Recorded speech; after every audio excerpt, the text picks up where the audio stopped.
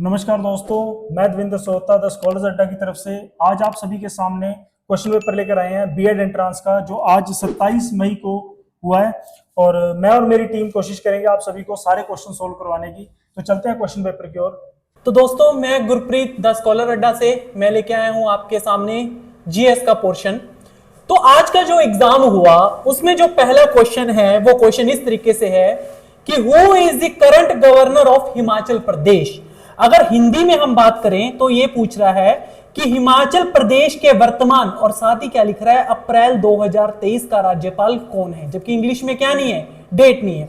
अगर 2023 में हम देखें तो हमारा जो गवर्नर थे हिमाचल प्रदेश के वो थे शिव प्रताप शुक्ला। क्या नाम था? शिव प्रताप शुक्ला।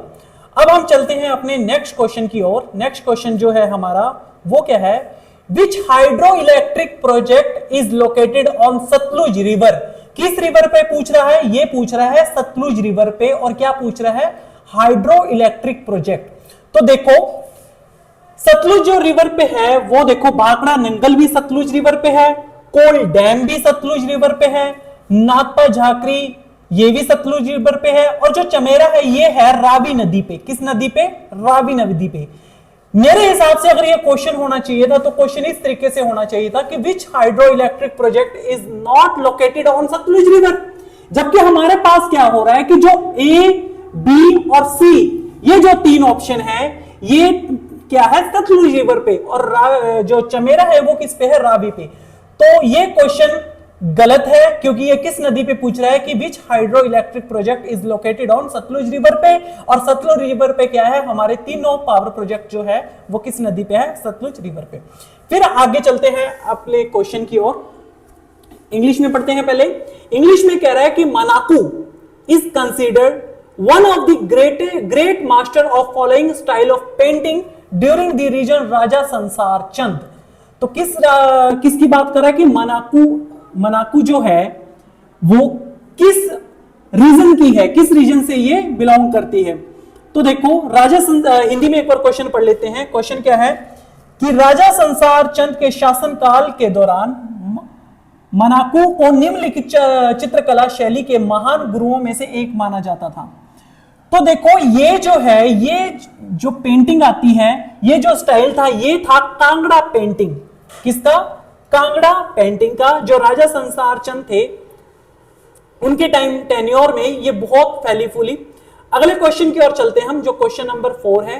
क्वेश्चन नंबर 4 हमारे पास क्या है कि Swan river flows through which district of HP. क्या पूछ रहा है? हिंदी में हम बात करते हैं कि स्वान नदी हिमाचल प्रदेश के किस जिले में बहती है। तो इसका करेक्ट आंसर जो है वो है हमारा ऊना। जो स्वान नदी है वो कहां से बहती है? वो बहती है हमारे ऊना से।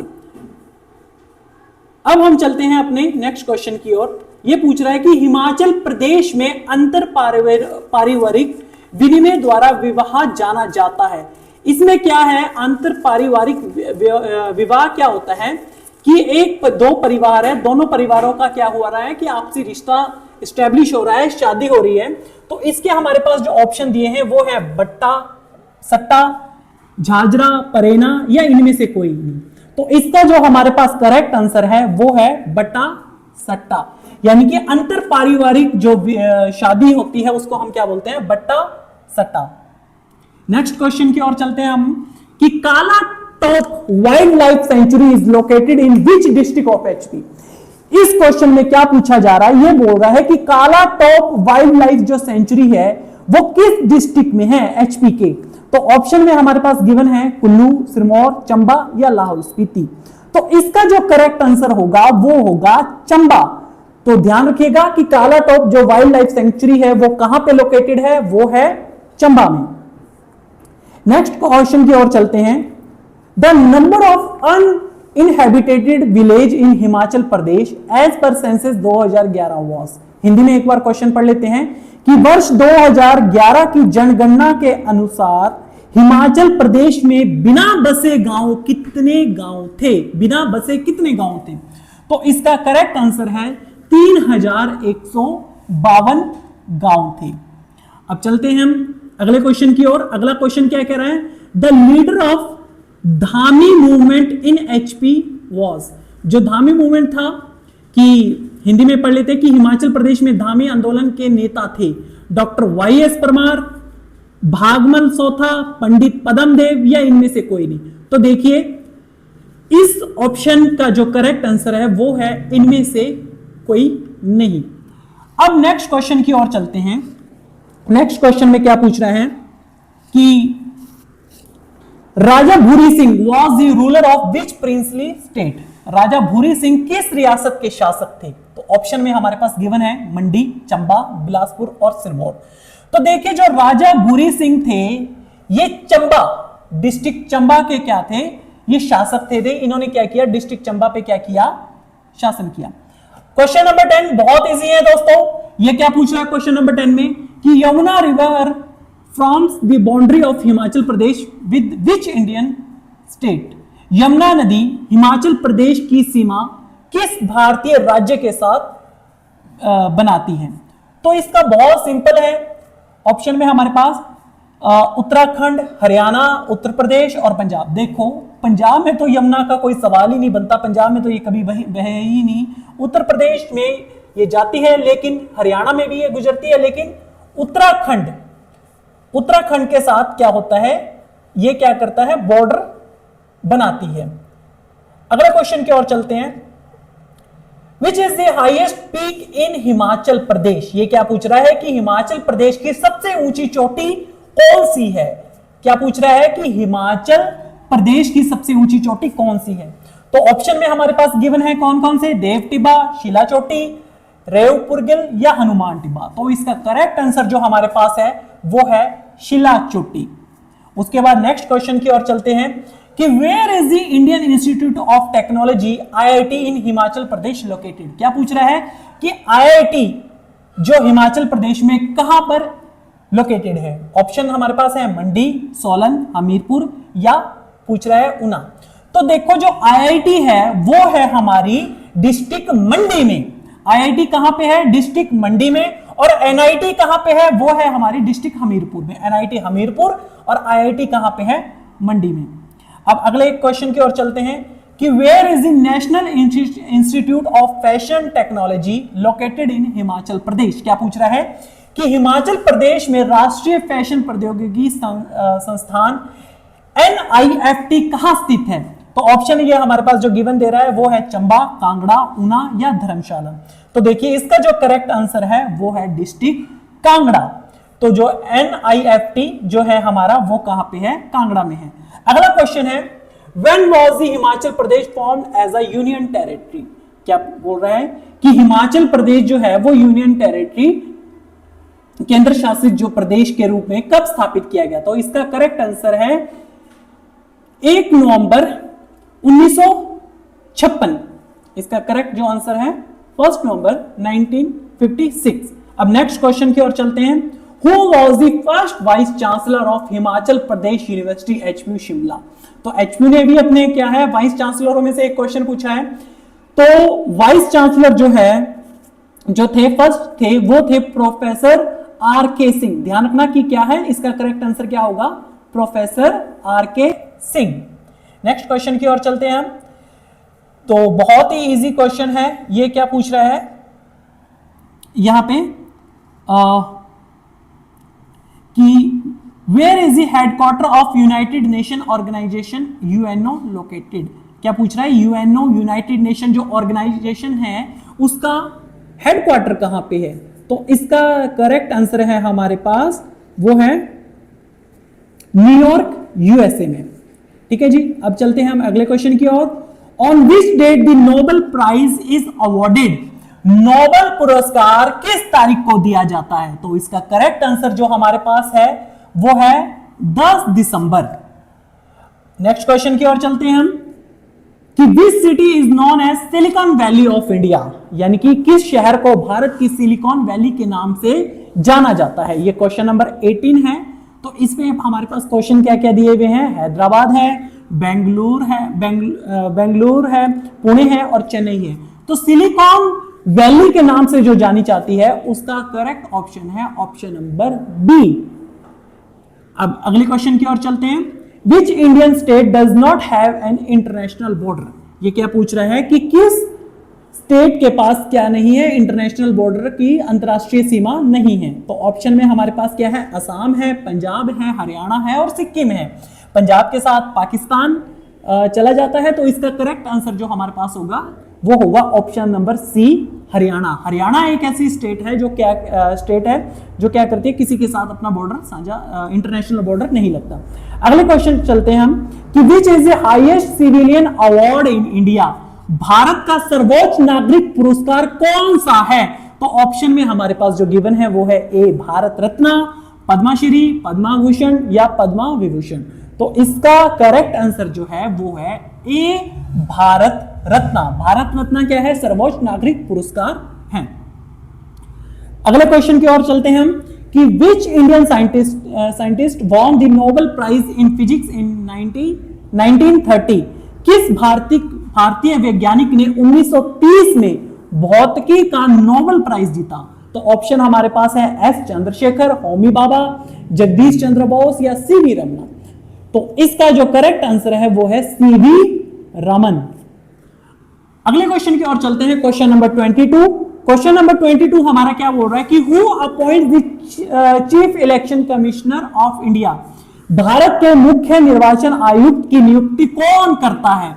तो ऑप्शन हमारे पास जो गिवन है वो है प्रधानमंत्री, भारत के राष्ट्रपति, लोकसभा अध्यक्ष या भारत के मुख्य न्यायाधीश। तो इसका करेक्ट आंसर जो है वो है भारत के राष्ट्रपति। फिर अगला जो क्वेश्चन है हमारे पास वो है a brief history of time.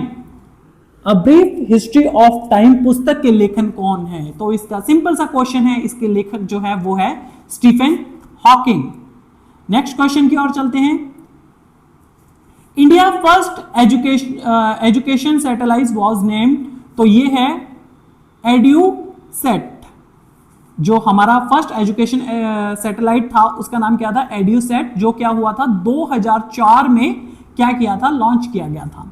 अगले क्वेश्चन की ओर चलते हैं। When the international day of person with डिसएबिलिटीज observe. अंतरराष्ट्रीय विकलांग दिवस कब मनाया जाता है? तो इसका जो हमारे पास करेक्ट आंसर है वो है हमारा, तो क्वेश्चन है कि अंतरराष्ट्रीय विकलांग दिवस कब मनाया जाता है? तो इसका करेक्ट जो आंसर है वो है हमारा 3 दिसंबर। नेक्स्ट क्वेश्चन की ओर चलते हैं। The first Indian film to be nominated for an Academy awarded Oscar. अकादमी पुरस्कार के लिए नामांकित होने वाली पहली भारतीय फिल्म कौन सी थी? तो इसका करेक्ट जो आंसर है वो है हमारा मदर इंडिया। नेक्स्ट क्वेश्चन की ओर चलते हैं। Which state in India has highest population density? तो इसका सिंपल आंसर है बिहार। बिहार के पास क्या है, हाईएस्ट पॉपुलेशन डेंसिटी है। उसके बाद आता है which university secure top position in the NIRF university ranking 2024 की। NIRF यूनिवर्सिटी रैंकिंग 2024 में किस विश्वविद्यालय ने शीर्ष स्थान हासिल किया? तो इसका जो आंसर है वो है Indian institute of science Bangalore. अब नेक्स्ट क्वेश्चन की ओर चलते हैं कि विच is the largest coastal state in India. Bharat का सबसे बड़ा तटीय राज्य कौन सा है? तो सिंपल सा क्वेश्चन, इसका आंसर है वो क्या है, गुजरात। गुजरात क्या है, सबसे बड़ा, उसके पास क्या है, तटीय राज्य है। फिर अगला क्वेश्चन जो है क्वेश्चन नंबर 30 हमारे पास कि निम्नलिखित में से भारत की सबसे बड़ी नदी, आगे हमारे पास क्या है वो भी दिया है कि जल की मात्रा के अनुसार कौन सी है। तो इसका सही आंसर है जल के अनुसार, अगर देखा जाए जल की मात्रा के अनुसार देखा जाए तो ब्रह्मपुत्र क्या है, सबसे बड़ी नदी है। मैं आपका कवर करवाऊंगा हिंदी, रीजनिंग, इंग्लिश और मैथ का जो सेक्शन आया है इसमें। तो डायरेक्टली क्वेश्चन नंबर 31 पे चलते हैं, जो हिंदी सेक्शन से शुरू करते हैं। हाँ जी, क्वेश्चन नंबर 31 में क्या दिया है, तुलसीदास द्वारा रामचरितमानस की रचना की गई है, रेखांकित पद में कौन सा कारक है? जी, इसमें कारक की बात की गई है तो देखो द्वारा का प्रयोग किया गया है, और द्वारा हमारे पास किस में लगता है, कर्ण कारक में प्रयोग किया जाता है। ठीक है, नेक्स्ट, निम्नलिखित में से द्वंद्व समास वाला विकल्प चुनिए। जी, द्वंद्व समास जहां पर पेयर में होता है ना, जैसे माता पिता, जो लाभ हानि जो पेयर में रहते हैं उनको द्वंद्व समास में रखा जाता है। नेक्स्ट, अगला क्वेश्चन क्या दिया गया, क्वेश्चन नंबर 33 कॉलम ए में दिए गए शब्दों को कॉलम बी में दिए गए समास के सही प्रकार से मिलान करें। जी, जितने भी कॉलम ए में दिए गए हैं उनका मिलान कॉलम बी वालों से करना है। जैसे कि आपके पास दिया गया है सुख दुख, जी इसमें कौन सा समास है सुख दुख। जैसे हमने भी ऊपर द्वंद्व समास का भी कवर किया था, वहां पर क्या था वो पेयर में थे, ऐसे ही सुख दुख जो है वो द्वंद्व समास का पार्ट है। नेक्स्ट आएगा प्रतिदिन। जी, प्रतिदिन हमारे पास कौन सा है, अव्यय भाव समास है इसमें। ठीक है, नेक्स्ट नीलकंठ। नीलकंठ आपको पता ही है, जिसका तीसरा अर्थ निकले बहुव्रीहि समास। और महात्मा, महान है जो आत्मा, जहां पर है जो लग गया कर्मधारय समास। तो हमारे पास इसका जो पैटर्न बैठता है ऑप्शन नंबर बी में सही बैठ रहा है, जो आपके पास 1B 2C 3A 4D में दिया गया है। ठीक है, नेक्स्ट क्वेश्चन की ओर चलते हैं। क्वेश्चन नंबर 34, निम्नलिखित में से किस वाक्य में रूपक का प्रयोग किया गया है। जी, रूपक अलंकार की बात हो रही है। तो रूपक अलंकार कौन सा होता है, जहां पर सीधे एक चीज को दूसरी चीज के रूप में घोषित कर दिया जाए, वहां पर जैसा ये ऐसे शब्दों का प्रयोग ना किया जाए, डायरेक्टली किया जाए। जैसे यहां पर हमारे पास ऑप्शन बी में देखो, वह आकाश का सूरज है ना, किसी की तरह उसको नहीं दिखाया गया है, वह डायरेक्टली बता दिया गया है वह आकाश का सूरज है। तो ऐसा क्वेश्चन आपके पास रूपक अलंकार में आएगा। नेक्स्ट आते हैं क्वेश्चन नंबर 35 पे। क्वेश्चन नंबर 35 क्या कह रहा है, उपमेय और रूपक के बीच में प्रमुख अंतर, जैसा कि मैंने अभी आपको बताया है, जहां पर आपके पास जैसा या की तरह का प्रयोग नहीं होगा ना, डायरेक्टली बता दिया जाएगा। तो इसमें ऑप्शन नंबर सी सही है आपका। ठीक है, नेक्स्ट क्वेश्चन नंबर 36, बहुत ही अच्छा क्वेश्चन दिया है। चंदू के चाचा ने चंदू की चाची को, जी इस वाक्य में किस अलंकार का प्रयोग हुआ है। जी, अलंकार पूछा गया है और हमारे पास इसमें क्या दिखाया गया है कि च और च ऐसे ही रिपीट हो रहे हैं। तो ये किसमें होते हैं, अनुप्रास अलंकार में, जहां पर एक ही वर्ण को बार बार दोहराया जाए, अनुप्रास अलंकार। ठीक है, नेक्स्ट चलते हैं। देवनागरी लिपि में मात्राओं का उपयोग किसके साथ किया जाता है। हाँ जी, ये तो क्लियर सी बात है, मात्राओं का जो उपयोग है ऑप्शन है स्वर के साथ तो नहीं किया जाएगा ना, संयुक्त अक्षर वो अलग चीज होती है, उपसर्ग के साथ। तो क्या बचता है, व्यंजन, व्यंजनों के साथ मात्राओं का प्रयोग किया जाता है, क्योंकि मात्राएं ही क्या करती है, व्यंजनों को पूरा करती है। ठीक है, नेक्स्ट क्वेश्चन नंबर 38, जी स्वर और व्यंजन के बीच मुख्य अंतर क्या है। देखो ऑप्शन ए में क्या दिया गया है, व्यंजन स्वतंत्र रूप से उच्चरित होते हैं। जी, क्या व्यंजन स्वतंत्र रूप से उच्चरित है, नहीं, उनको तो सहायता चाहिए होती है किसकी, स्वरों की। तो ऑप्शन डी चेक करेंगे, स्वर स्वतंत्र रूप से उच्चरित होते हैं, जबकि व्यंजनों को स्वर की मदद की आवश्यकता होती है। जी, ऑप्शन नंबर डी करेक्ट है इसमें। क्वेश्चन नंबर 39, जी क्वेश्चन नंबर 39 में क्या है, क का उच्चारण स्थान। जी, क का उच्चारण स्थान क्या होता है, कंठ। जब हम क का उच्चारण करते हैं तो जो आवाज है हमारे कहां से आती है, कंठ से आती है, गले से, तो इसका उच्चारण स्थान भी कंठ है। नेक्स्ट क्वेश्चन नंबर 40 पे चलते हैं। जी, क्वेश्चन नंबर 40 में क्या दिया गया है, निम्नलिखित में से कौन सा वर्ण हिंदी वर्णमाला के स्वरों में शामिल है। जी, स्वरों में शामिल है, कौन सा है, सी, री जो है हमारे पास स्वरों में शामिल होता है, क्योंकि जब हम लेखन के आधार पर देखते हैं 13 स्वर है, जिसमें से एक री भी होता है, और प्रयोग के आधार पर भी जब 11 स्वर होते हैं उसमें से भी एक कौन सा होता है, री होता है। ठीक है, नेक्स्ट क्वेश्चन नंबर 41 पे चलते हैं। क्वेश्चन नंबर 41 में क्या है, हिंदी में आ और ओ को क्या कहते हैं। जी, आ और ओ को, क्वेश्चन नंबर 41 है, आ और ओ को क्या कहते हैं, इनको कहा जाता है दीर्घ स्वर। इनको क्या कहते हैं, दीर्घ स्वर, क्योंकि ये क्या होते हैं, ये बड़ा रूप होते हैं, दीर्घ स्वर में होते हैं। ठीक है, जिस स्वर को बोलने में कम समय लगे उसे क्या नाम दिया गया है। जी, उसको क्या बोलते हैं हम, ह्रस्व स्वर। देखो, जिसके उच्चारण में केवल एक मात्रा का समय लगे, एक मात्रिक स्वर भी बोलते हैं इनको, ह्रस्व स्वर कहा जाता है इनको। ठीक है, नेक्स्ट क्वेश्चन नंबर 43 पे आते हैं। क्वेश्चन नंबर 43 क्या कह रहा है, अनुपम शब्द में स्वर और व्यंजन की संख्या कितनी है। जी, स्वर और व्यंजन, तो हम पहले इसका विग्रह कर लेते हैं, थोड़ा आसानी से समझ में भी आ जाएगा। जमा न में हलंत डालेंगे तो क्या बाहर आ जाएगा, छोटा ऊ बाहर आ जाएगा, जमा प जमा म। अब इसमें भी अगर देखें, जो ये प है और म है, इन दोनों में भी क्या है, इन दोनों में भी अ जुड़ा है, क्योंकि जब हम उच्चारण करते हैं ना, प अंत में अ की साउंड आएगी, म के उच्चारण में भी अ की साउंड आएगी। तो यहां पर आप चेक कर सकते हैं, हमारे पास कुल 1 2 3 4, 4 तो स्वर दिए गए हैं और व्यंजन कितने हैं? न, प, म। और ऐसा कि आपको ये कोई भी ऑप्शन में दिया नहीं गया है, तो इसीलिए अगर हम चेक करते हैं तो इन्होंने डायरेक्टली ऊपर से ही कवर किया है। हमारे पास इन्होंने बाहर बाहर से दे दिया है कि हमारे पास कितने हैं? 2 हैं। अ और उ की मात्रा को इन्होंने स्वरों में गिना है और अन्य न, प और म को व्यंजन में गिना है, तो इनके अकॉर्डिंग इनका ऑप्शन नंबर बी सही है। लेकिन अगर डिटेल में जाए तो ये 4 और 3 का पेयर आना था यहाँ पर। हाँ जी, नेक्स्ट क्वेश्चन जो हमारे पास संधि से दिया गया है, बहुत ही प्यारा टॉपिक है संधि। क्वेश्चन नंबर 44 क्या कह रहा है? पवन शब्द में कौन सी संधि है? जी, पवन शब्द में कौन सी संधि है? पवन शब्द में अयादि संधि है। पवन जी, इसका संधि विच्छेद क्या होगा? ओ जमा अन, जिससे मिलकर ओ और अ से मिलकर व का निर्माण होगा, जिसके कारण ये क्या बन जाता है? पवन बन जाता है। तो ये किस में होता है? अयादि संधि में होता है। ठीक है, तो आपका क्वेश्चन नंबर 44 यहीं पर हो जाता है। क्वेश्चन नंबर 45 पे चलेंगे। तो निम्नलिखित में से कौन सी वर्तनी ठीक है? जी, कौन सी वर्तनी ठीक है?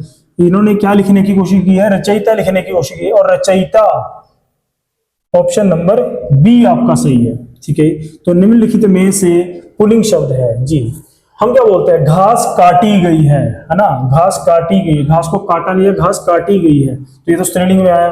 आए भी स्त्रीलिंग का होता है, और वहां से नहर निकली है, निकली है मतलब ये भी स्त्रीलिंग है। तो हमारे पास क्या बचता है?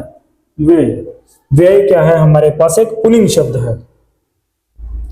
हाँ जी, अब इसके नीचे बहुत ही बड़ा एक पैराग्राफ दिया गया है, जहां पर क्या दिया गया? नीचे दिए गए अनुच्छेद को पढ़कर पूछे गए प्रश्न 47 से 50 के सही सबसे उपयुक्त उत्तर दीजिए, है ना? ये पूरा पैराग्राफ है। इस पैराग्राफ के बेस पर भी क्वेश्चन चेक करते हैं। ठीक है, क्या दिया गया है? सबसे पहले क्वेश्चन नंबर 47 पे चलते हैं। गीत कविता बच्चों के जीवन में रच बस जाए, यह माता पिता को पसंद नहीं, क्योंकि इससे बच्चे की, देखो यहाँ पर दिया भी गया है, माता पिता द्वारा तय लक्ष्य को प्राप्त न कर सकेंगे। ये हमारे पास इसमें इन्होंने क्लियरली मेंशन किया था कि जो माता पिता है, देखो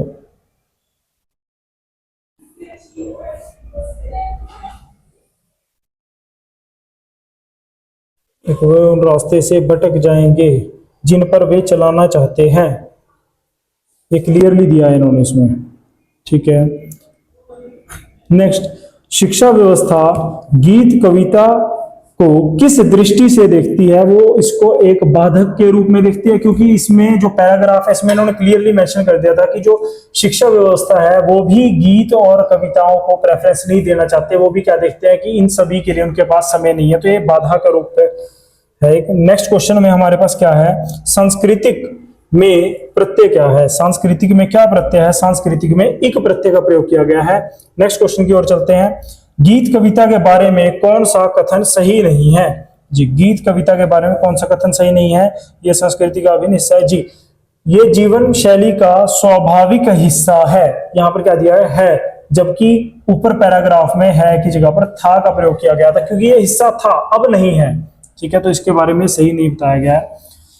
जी, हमारा हिंदी का सेक्शन यहीं पर खत्म होता है। नेक्स्ट सेक्शन जो हमारा है वो इंग्लिश का है। इंग्लिश में भी इन्होंने शुरुआत एक पैराग्राफ से की है, तो डायरेक्टली पैराग्राफ के बेस पर क्वेश्चन सोल्व करेंगे।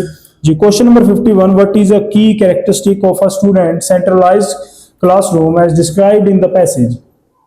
क्वेश्चन नंबर 51 में इन्होंने जो दिया है, student are active participants shaping their learning. देखो यहाँ पर ये भी ऊपर मेंशन किया गया है पैराग्राफ में, और जबकि हमारे पास जो एक्यूरेट आंसर बैठता है वो एक्यूरेट आंसर सी बैठता है, students take passive role in their learning, है ना? जब स्टूडेंट सेंटर क्लासरूम्स की जाएंगी तब उनका क्या होगा? मेन उनका जो पैसिव रोल होगा वो लर्निंग में होगा। ठीक है, नेक्स्ट क्वेश्चन 52 की ओर चलते हैं। Which of the following best describes the teacher's role in a student center classroom? जी, क्वेश्चन नंबर 52 में जो हमारे पास दिया गया है स्टूडेंट सेंटर क्लास, तो यहाँ पर अलग से ही बताया गया था, to guide and facilitate learning empowerment students to explore independently, है ना? नेक्स्ट चलते हैं, द टर्म फैसिलिटेटर मीन्स। जी, फैसिलिटेटर कौन होता है इनके अकॉर्डिंग? क्वेश्चन नंबर 53 है। क्वेश्चन नंबर 53 में a person who controls all the decision in a group, नहीं जी। A person who punishes people for mistakes, नहीं। A person who helps other, नहीं। देखो ये हो सकता था, लेकिन यहाँ पर टास्क को इजियर, है ना, जो फैसिलिटेट करता है, टास्क को इजियर करता है, तो ऑप्शन नंबर डी सही है इसमें। ठीक है, तो आगे चलते हैं क्वेश्चन नंबर 54 की ओर। क्वेश्चन नंबर 54 में क्या दिया गया है, in a classroom following student centered principles which activity would most likely be encouraged. जी, इसमें आपके पास आएगा option C, group discussions and project based learnings.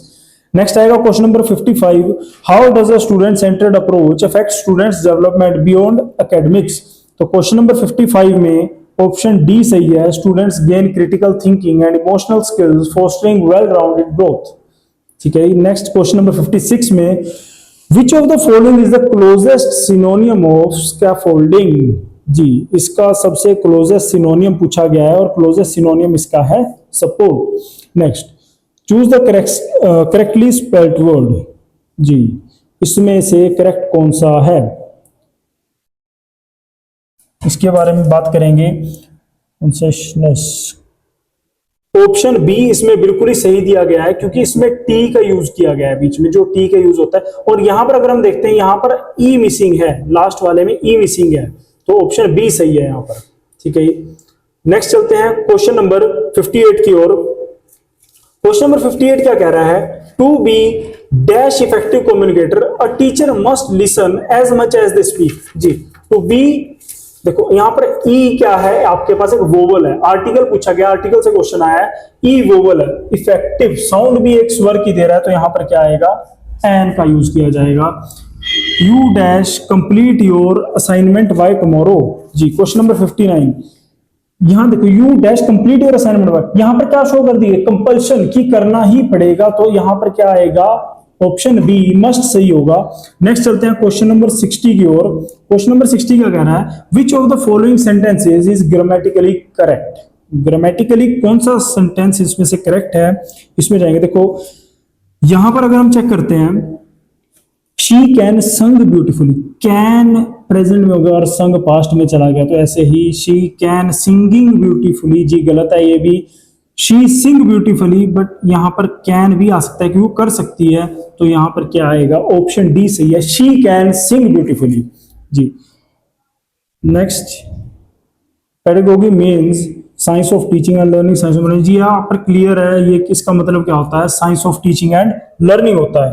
तो चलते हैं नेक्स्ट क्वेश्चन 62 की ओर। नेक्स्ट पेज पे है, select the antonym of explicit. जी, एक्सप्लिसिट का मीनिंग क्या होता है, एक्सप्लिसिट का मीनिंग क्या होता है, क्लियर, है ना।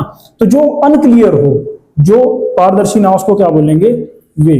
Next, what term describes a sentimental longing और wistful affection for a period in the past. जी, इसका सही आंसर क्या रहेगा, ऑप्शन बी नॉस्टैल्जिया। नेक्स्ट आएंगे क्वेश्चन नंबर 64 पर, choose the correct form of the verb to complete the sentence, by next year they dash the project. ठीक है, अच्छा क्वेश्चन दिया है इन्होंने, by next year they dash the project. अगर हम डालते by next year they will complete the project, है ना, लेकिन वो कर चुके होंगे, हमको ये दर्शाना है। तो यहां पर आपके पास क्वेश्चन नंबर 64 में ऑप्शन बी सही रहेगा, दे विल हैव कंप्लीटेड। जैसे मैंने कहा वो कर चुके होंगे, they will have completed the project. ठीक है, नेक्स्ट चलते हैं क्वेश्चन नंबर 65 पे। क्वेश्चन नंबर 65 क्या कह रहा है, choose the word that is opposite in meaning to abundant. Abundant मतलब भरपूर मात्रा में, है ना, तो प्लेंटीफुल का भी मतलब सेम ही होता है, I have this in ample quantity. Ample मतलब वही है ओवरफ्लोइंग, जरूरत से ज्यादा, है ना।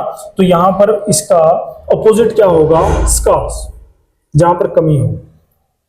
जी, नेक्स्ट चलते हैं क्वेश्चन नंबर 66। जी, क्वेश्चन नंबर 66 क्या कह रहा है, which of the following is the closest meaning of the term metaphor. जी, मेटाफर का closest meaning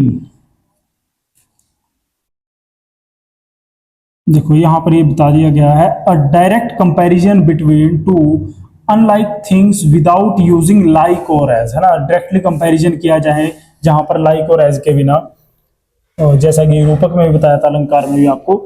ji, convert to active voice. जी, इसको एक्टिव वॉइस में कन्वर्ट करना है, और ये आपके पास सेंटेंस जो दिया गया है पैसिव वॉइस में दिया गया है, द स्टूडेंट वाज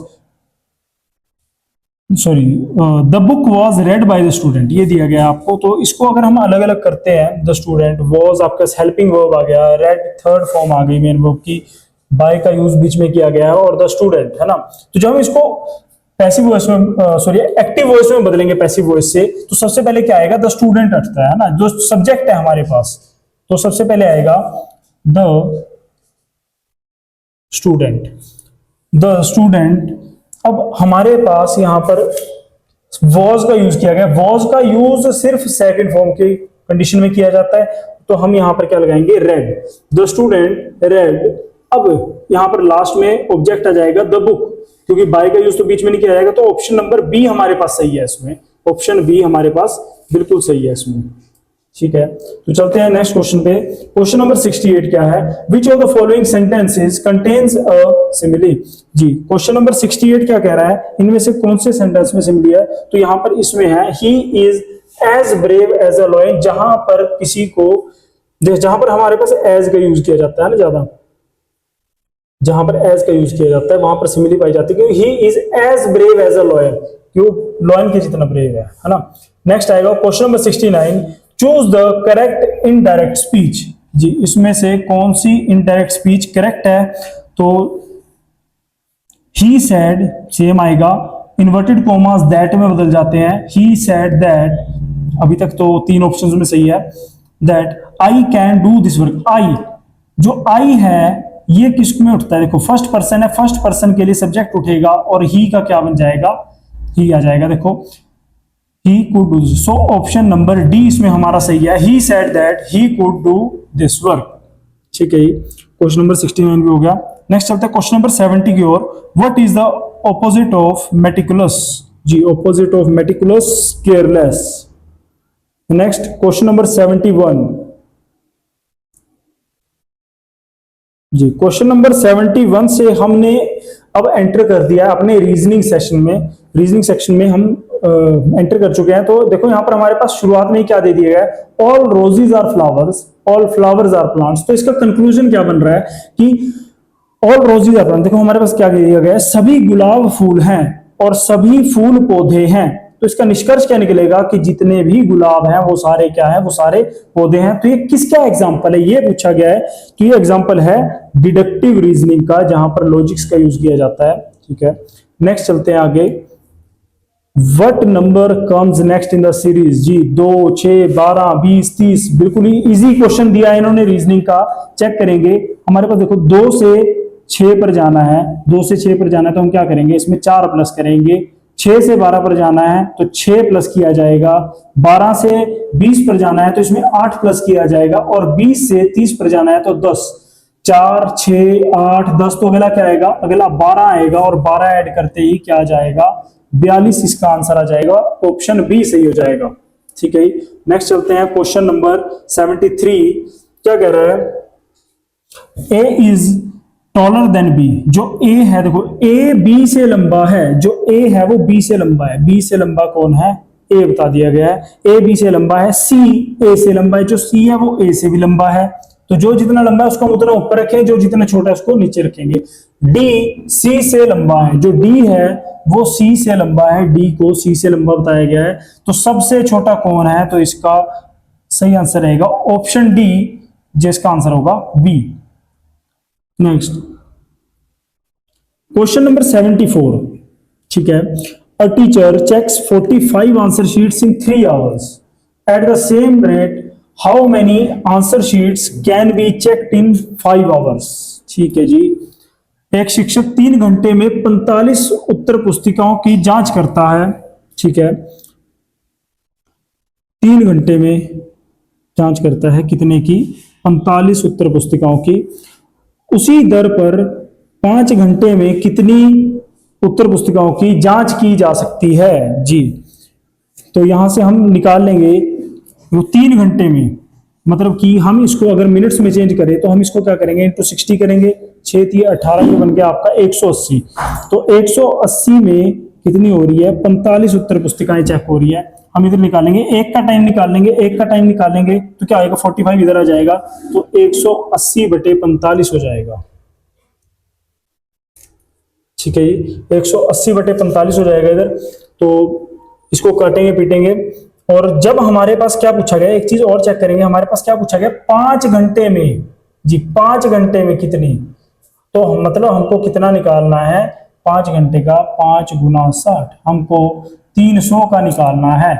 और इसका आंसर 300 में डालेंगे तो हमारे पास जो सही आंसर होगा, सही आंसर हो जाएगा 75।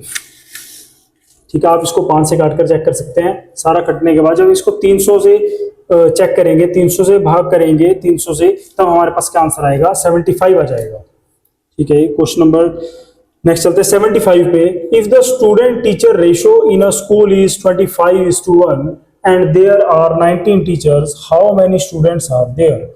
ठीक है, अगर रेशो दी गई है किसकी, स्टूडेंट्स और टीचर्स की रेशो दी गई है, स्टूडेंट टीचर की रेशो कितनी दी गई है, 25:1। अगर स्कूल में एक टीचर है तो उसके मुकाबले कितने स्टूडेंट्स हैं, उसी स्कूल में 25 स्टूडेंट्स हैं। ठीक है, and there are 19 teachers, how many students are there. ठीक है, और वहां पर 19 शिक्षक हैं। तो अगर 19 शिक्षक हैं तो हम क्या करेंगे, इधर 19 को गुणा कर देंगे, तो इधर हमारे पास कितने आ जाएंगे, जब हम 19 को गुणा करेंगे तो हमारे पास आंसर आ जाएगा 475 कि हमारे पास कितने हैं, 475 शिक्षक हैं। ठीक है, और नेक्स्ट चलते हैं। ठीक है, हमारे पास एक पजल टाइप में दिया गया है कि हमारे पास क्या है, in a school operating for 6 days a week. ठीक है, एक स्कूल में जहां पर 6 दिन क्लासें लग रही हैं हफ्ते में, the principal has allotted a certain number of hours for each subject in the curriculum. ठीक है जी, तो पहले बात करेंगे हमारे पास हफ्ते में कितने दिन क्लासेस लग रही हैं, कितने डेज में क्लासेस लग रही हैं, 6 दिन क्लासेस लग रही है लगातार। ठीक है जी, और एक दिन में कितने घंटे हैं, पर डे कितने आवर्स हैं, 8 आवर्स हैं। ठीक है, each subject has specific time slots assigned to it. The following are the same slots allocated for each subject. हमारे पास दिए गए हैं कि जो मैथ्स है, मैथ्स में कितने हैं, 2 घंटे दिए जा रहे हैं, साइंस में 1.5 घंटा दिया जा रहा है रोज का, इंग्लिश में 1 घंटा 0.5 1 0.5 ऐसे दिया गया है। आगे एक मेन स्टेटमेंट दी गई है, क्या दिया गया है, the students must attend every subject in the given time slot. ठीक है, सभी सब्जेक्ट्स को गिवन टाइम स्लॉट में अटेंड करना पड़ेगा। The total hours allocated for the week are based on the daily schedule. The principal decides to add 0.5 hours each in the physical education and, देखो यहां पर 0.5 आवर्स ईच है, add करना है किसमें, फिजिकल एजुकेशन और म्यूजिक में बोला गया है। फिजिकल एजुकेशन में 0.5 को ऐड करना है और म्यूजिक में भी 0.5 को ऐड करना है। तो ये कितना बन जाएगा, पूरा का पूरा 1 घंटा बन जाएगा, यहाँ पर भी पूरा का पूरा 1 घंटा बन जाएगा। ठीक है, और रिड्यूसिंग मतलब कम करना है, मैथमेटिक्स में से 1 घंटा, मैथमेटिक्स में से 1 घंटा कम करना है। मैथमेटिक्स में ऑलरेडी 2 घंटे दिए गए हैं तो वहां से 1 घंटा माइनस करना है, यहाँ पर कितना बचा, 1 घंटा बचता है। ठीक है, तो हमने जोड़ा कितना, कुल 0.5 मतलब कि कुल 1 घंटा जोड़ा है, और कितना कम किया है, कम भी 1 ही घंटा किया है। तो हमारे पास जो इनका टोटल होगा, ठीक है, टोटल निकाल लेते हैं। यहां पर 1 है, 1.5 1, देखो 1 2 3 4 5 6, तो इसका जो टोटल रहेगा, टोटल बन जाएगा हमारे पास 7.5। ठीक है, तो आगे पढ़ते हैं क्या बोल रहा है वो हमारे पास। इसके बेस पर क्वेश्चन देखो, to maintain the total school day length of 8 hours. हमारे पास कुल 8 घंटे बोले गए हैं, जबकि हमारे पास इसकी जो लेंथ बन रही है टोटल 7.5 बन रही है। ठीक है, सेम चीज हिंदी में दी गई है आपको। तो डायरेक्टली क्वेश्चंस पर आते हैं। क्वेश्चन क्या कह रहा है, किसी भी सप्ताह के दिन समायोजन के बाद प्रत्येक छात्र शारीरिक शिक्षा और संगीत विषयों में कुल कितने घंटे खर्च करता है। ठीक है, कुल कितने घंटे खर्च करता है, इंग्लिश में पढ़ लेते हैं इसको। How many total hours do student spend in physical education and music subject after the adjustment of the weekday. हाँ जी, तो फिजिकल में हमने कितना कर लिया था, 1 घंटा, म्यूजिक में कितना कर लिया था, 1 घंटा। तो इसका सही आंसर क्या होगा, ऑप्शन बी 2 आवर्स। ठीक है, 2 घंटे। आगे चलते हैं क्वेश्चन नंबर 77 की ओर। If the school operates for 5 days a week, है ना, 5 घंटे ही चलता है school, 5 days a week, and no adjustments have been made in the mathematics teaching hours, then how many hours per week does each student spend in mathematics subject, ठीक है, इसकी बात करते हैं। तो हमारे पास इसका देखो 5 दिन बोले गए हैं। अगर स्कूल जो है सिर्फ 5 ही दिन खुलता है ना, और इसमें कोई भी एडजस्टमेंट नहीं की जाती मैथमेटिक्स में टीचिंग आवर में, then how many hours per week, एक हफ्ते में जो स्टूडेंट है वो स्पेंड करेगा, ठीक है, 5 दिनों के लिए बात करते हैं। तो हमारे पास मैथ में कितने थे, बिना चेंज किए 2 घंटे थे ना, तो इन 2 घंटों को हम क्या करेंगे, 5 दिन में बांट देंगे, मतलब कि तो 5 into 2 हो जाएगा, तो कितना बन जाएगा 10 आवर्स। क्वेश्चन नंबर 77 का आंसर आएगा ऑप्शन सी। नेक्स्ट चलते हैं क्वेश्चन नंबर 78 की ओर। What is the total time allocated for arts and social studies combined on any given day. जी क्वेश्चन नंबर 78, आर्ट्स का और सोशल स्टडीज का किसी भी दिन पर टोटल टाइम कितना होगा, चेक कर लेते हैं ऊपर। देखो आर्ट्स में 1 आवर है और सोशल स्टडीज में 1 आवर है, तो दिन का कितना बन गया, 2 घंटे बन गया। तो हमारे पास इसका आंसर भी क्या रहेगा, 2 आवर्स, ऑप्शन ए 78 का। नेक्स्ट चलते हैं question number 79, what is the total number of hours for any subjects combined per week after the adjustment for physical education and music. जी क्वेश्चन नंबर 79, क्वेश्चन नंबर 79 क्या कह रहा है कि हमारे पास जितने भी, देखो what is the total number of hours for all subjects, सभी सब्जेक्ट्स का, है ना, कंबाइंड पर वीक, कंबाइंड पर after the adjustment of physical education and music, physical education और म्यूजिक को एडजस्ट करने के बाद टोटल नंबर ऑफ आवर्स कितने बनते हैं कंबाइंड पर वीक, एक हफ्ते के। तो हमारे पास कुल कितने बन रहे थे एक दिन के, 7.5, और कितने दिन जो है हमारे पास वो जो स्कूल है क्लासेस ले रहा है हफ्ते में 6 दिन, तो इसके पास हमारा आंसर आ रहा है 45, जो कि यहाँ ऑप्शंस में कहीं पर नहीं है। तो ये जो क्वेश्चन है इसमें गड़बड़ी दी गई है, ये 0.50 नहीं आना चाहिए था यहाँ पर, तो डायरेक्टली 45 आना चाहिए था। तो ये क्वेश्चन का उम्मीद करता हूँ 1 नंबर एक्स्ट्रा दिया जाएगा। नेक्स्ट चलता है क्वेश्चन नंबर 80। क्वेश्चन नंबर 80 क्या कह रहा है, if the total hours of science are doubled, science के जो कुल घंटे हैं उनको डबल कर। साइंस जो है हमारे पास कितनी थी, 1.5 थी, है ना, 1.5 आवर रोज पढ़ाई जा रही है, 1.5 घंटा रोज पढ़ाई जा रही है science. What is the new total number of hours allocated for science for the entire week. जी अगर इनको डबल कर दिया जाए, डबल करना है मतलब कि गुणा 2 करेंगे तो कितना बन जाएगा, 3 घंटे, ठीक है, double. Then what is the new total number of hours allocated for science for the entire, पूरे हफ्ते के लिए पूछा गया है, तो गुणा क्या करेंगे, गुणा 6 कर देंगे, कितना आ गया 18, गुणा 6 करने के बाद कितना बन गया 18। तो हमारे पास आंसर भी क्या आएगा, ऑप्शन डी 18 आवर्स, 18 घंटे, ठीक है। तो नेक्स्ट चलते हैं क्वेश्चन नंबर 81 पे। इन अ क्लास ऑफ 40 स्टूडेंट्स, 40 छात्रों की कक्षा में, ठीक है, the teacher notices that 60% of students prefer online learning, ठीक है।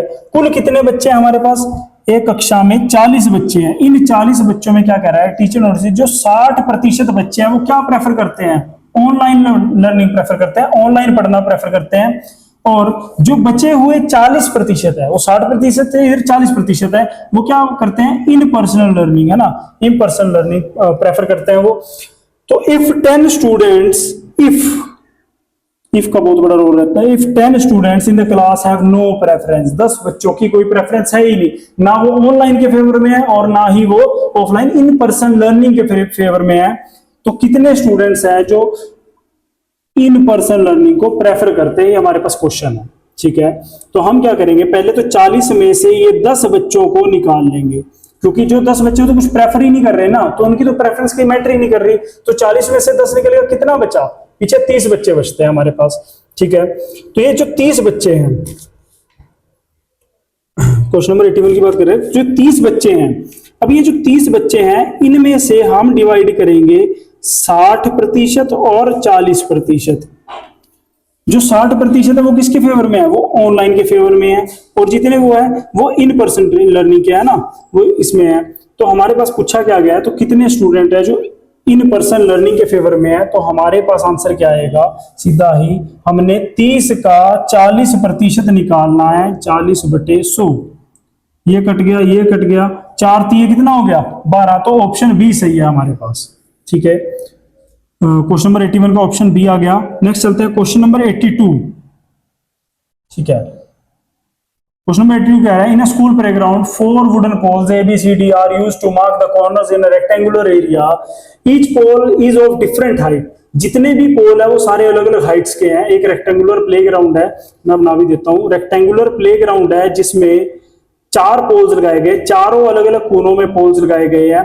ठीक है, वुडन पोल्स है चारों, और जिनको ए बी सी और डी का नाम दिया गया है।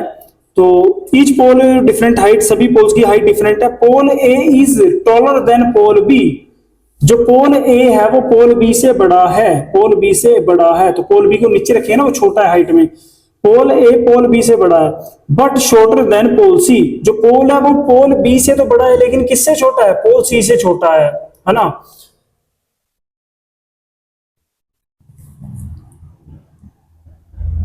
ठीक है, क्या बोला गया, pole A is taller than pole B, जो पोल ए है वो पोल बी से टॉलर है, but shorter than pole C, पर पोल सी से छोटा है।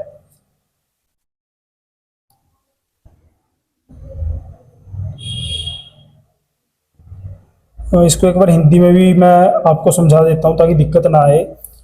देखो क्या कह रहा है, सॉरी, पोल सी से छोटा नहीं हो, पोल डी से छोटा है।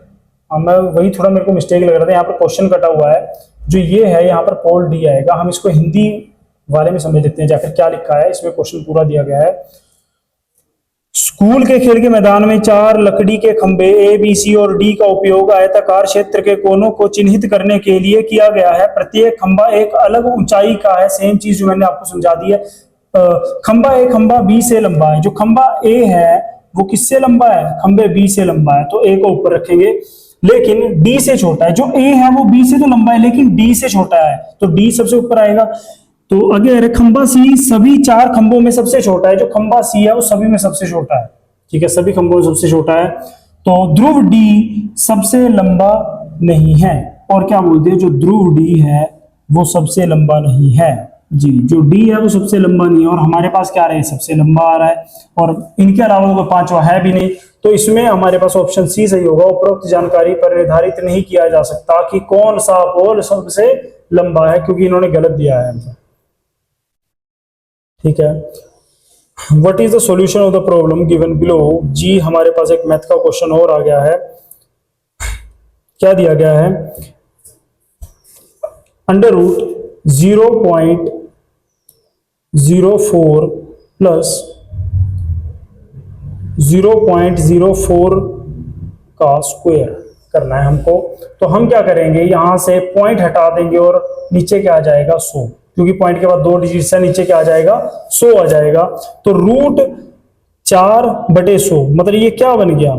ठीक है, इसका रूट सॉल्व करते हैं। 4 किसका स्क्वायर होता है, 2 का, और 100 किसका होता है, 10 का स्क्वायर है, प्लस इधर इनका भी हमने क्या करना है, स्क्वायर करना है 0.04 का। तो 0.04 का स्क्वायर करेंगे, क्या बन जाएगा 0.0016, ये बीच में पॉइंट है। ठीक है, इसको डिवाइड करेंगे हम, ये पॉइंट हटाएंगे तो क्या बन जाएगा, नीचे 4 0 आ जाएंगे, क्योंकि डेसिमल के बाद क्या है 4 नंबर्स दिए गए हैं, तो नीचे 4 0 आ जाएंगी।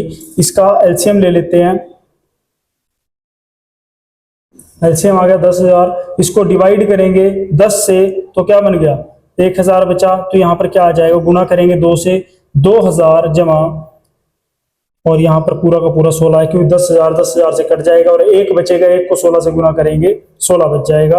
तो ये क्या बन गया 2016 बटे नीचे क्या आ जाएगा 10,000। तो जब हम इसका क्या करेंगे, ये जीरोस काटेंगे, हम इसको सोल्व करेंगे तो हमारे पास क्या आ जाएगा, देखो 4 है ना, तो 4 हमने लिखना है, पहले 2016 लिख लेते हैं पूरा। इससे पहले हमने 4 गिनना है, 1 2 3 4, इन 4 से पहले पॉइंट आएगा और शुरू में क्या आ जाएगा 0 आ जाएगा। तो हमारे पास आंसर जो ऑप्शन नंबर ए है वो सही हो जाएगा। ठीक है, नेक्स्ट चलते हैं क्वेश्चन नंबर 84 की तरफ।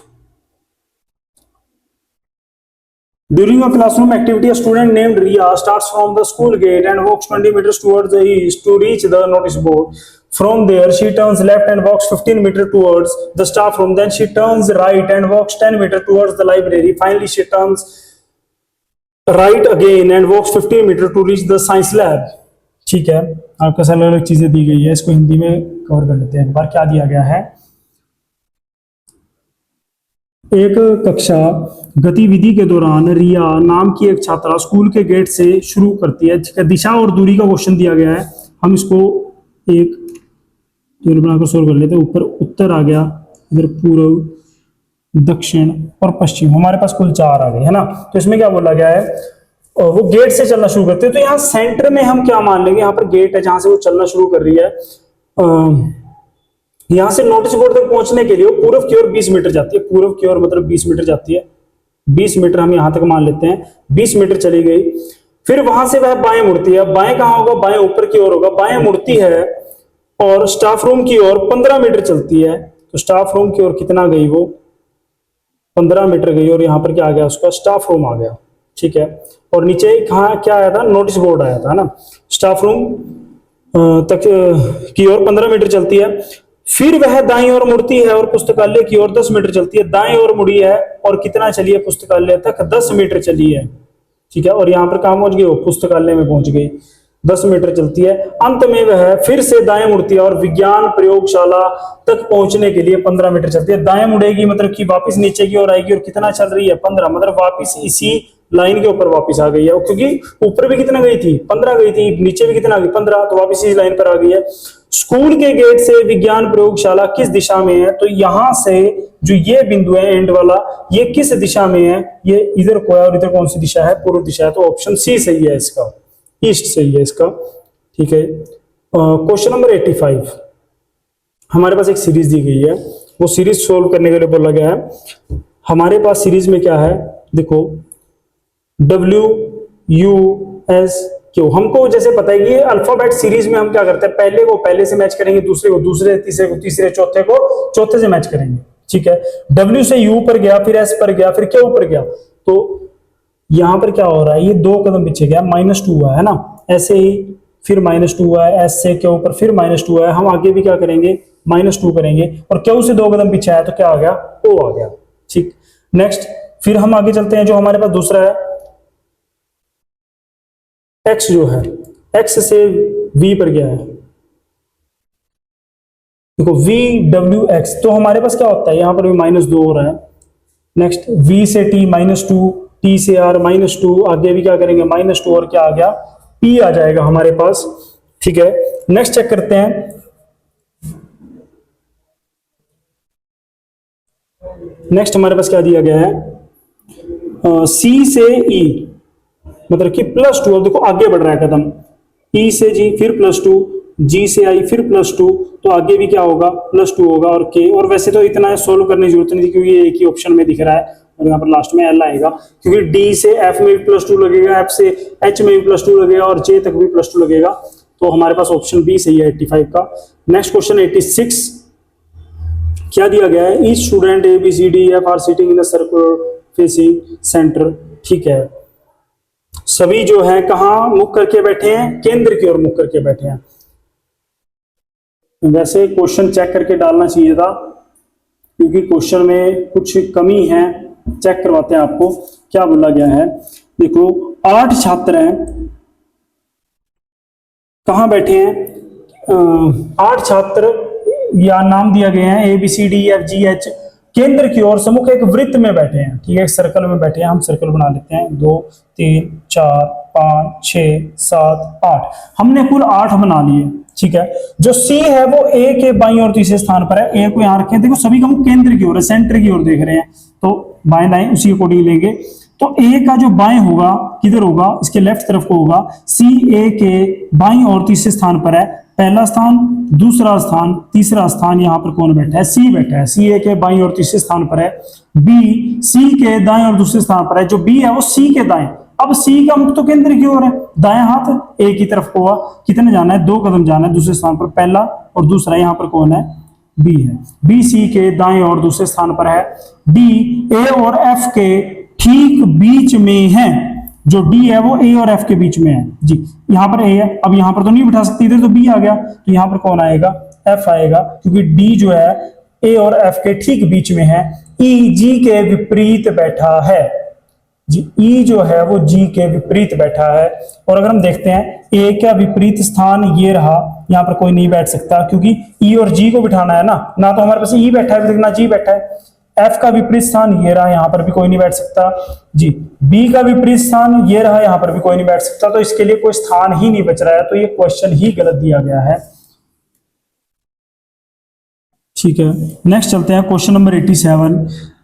इन a code language apple is written as, देखो बिल्कुल ही क्लियर है, ए से बी पर गए +1 हुआ है, पी से क्यू फिर +1, पी से क्यू फिर +1, एल से एम फिर +1, ई से एफ फिर +1, सभी में क्या करना है, +1 करना है।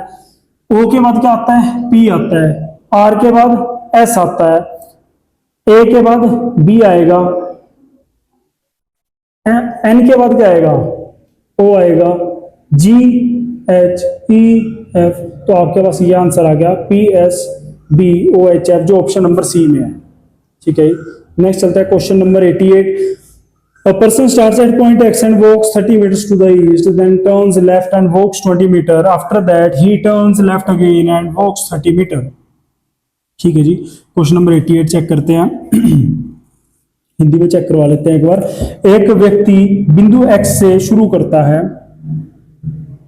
ठीक है, उत्तर, पूर्व, दक्षिण और पश्चिम, इनको नाम भी देते हैं नॉर्थ, ईस्ट, साउथ और वेस्ट। ठीक है, क्या कह रहा है, एक व्यक्ति है जो बिंदु X से शुरू करता है, बिंदु X से शुरू कर रहा है, तो यहां पर सेंटर में क्या हो गया, बिंदु X आ गया, और पूर्व की ओर 30 मीटर चलता है, पूर्व की ओर कितना गया, वो 30 मीटर चलता है और यहां पर पहुंच गया। फिर बाएं मुड़ता है, बाएं मुड़ा मतलब ऊपर की ओर मुड़ा, ठीक है, बाएं मुड़ता है और 20 मीटर चलता है, यहाँ पर कितना आ गया, 20 मीटर चलता है। उसके बाद फिर बाएं मुड़ता है और 30 मीटर चलता है, फिर बाएं मुड़ा और कितना चला, 30 मीटर, यहां से चला यहां पर आ गया 30 मीटर, क्योंकि इधर कितना है 30, तो ये भी कितना है 30, तो बराबर उसी लाइन के ऊपर वापस आ गया है। अब वह किस दिशा की ओर सम्मुख है, मतलब उसका मुख जो है किस दिशा की ओर, वो यहां से चलकर ऊपर घूमकर इधर आया है, तो इधर कोई उसका मुख होगा ना, जिधर को चलकर आया, कोई व्यक्ति उल्टा तो नहीं चलता, तो जिधर को मुख है इधर कोई चल रहा होगा, तो यहाँ पर किस दिशा की ओर है इसका मुख, इसका मुख ए पार्ट पश्चिम की ओर है, वेस्ट की ओर है।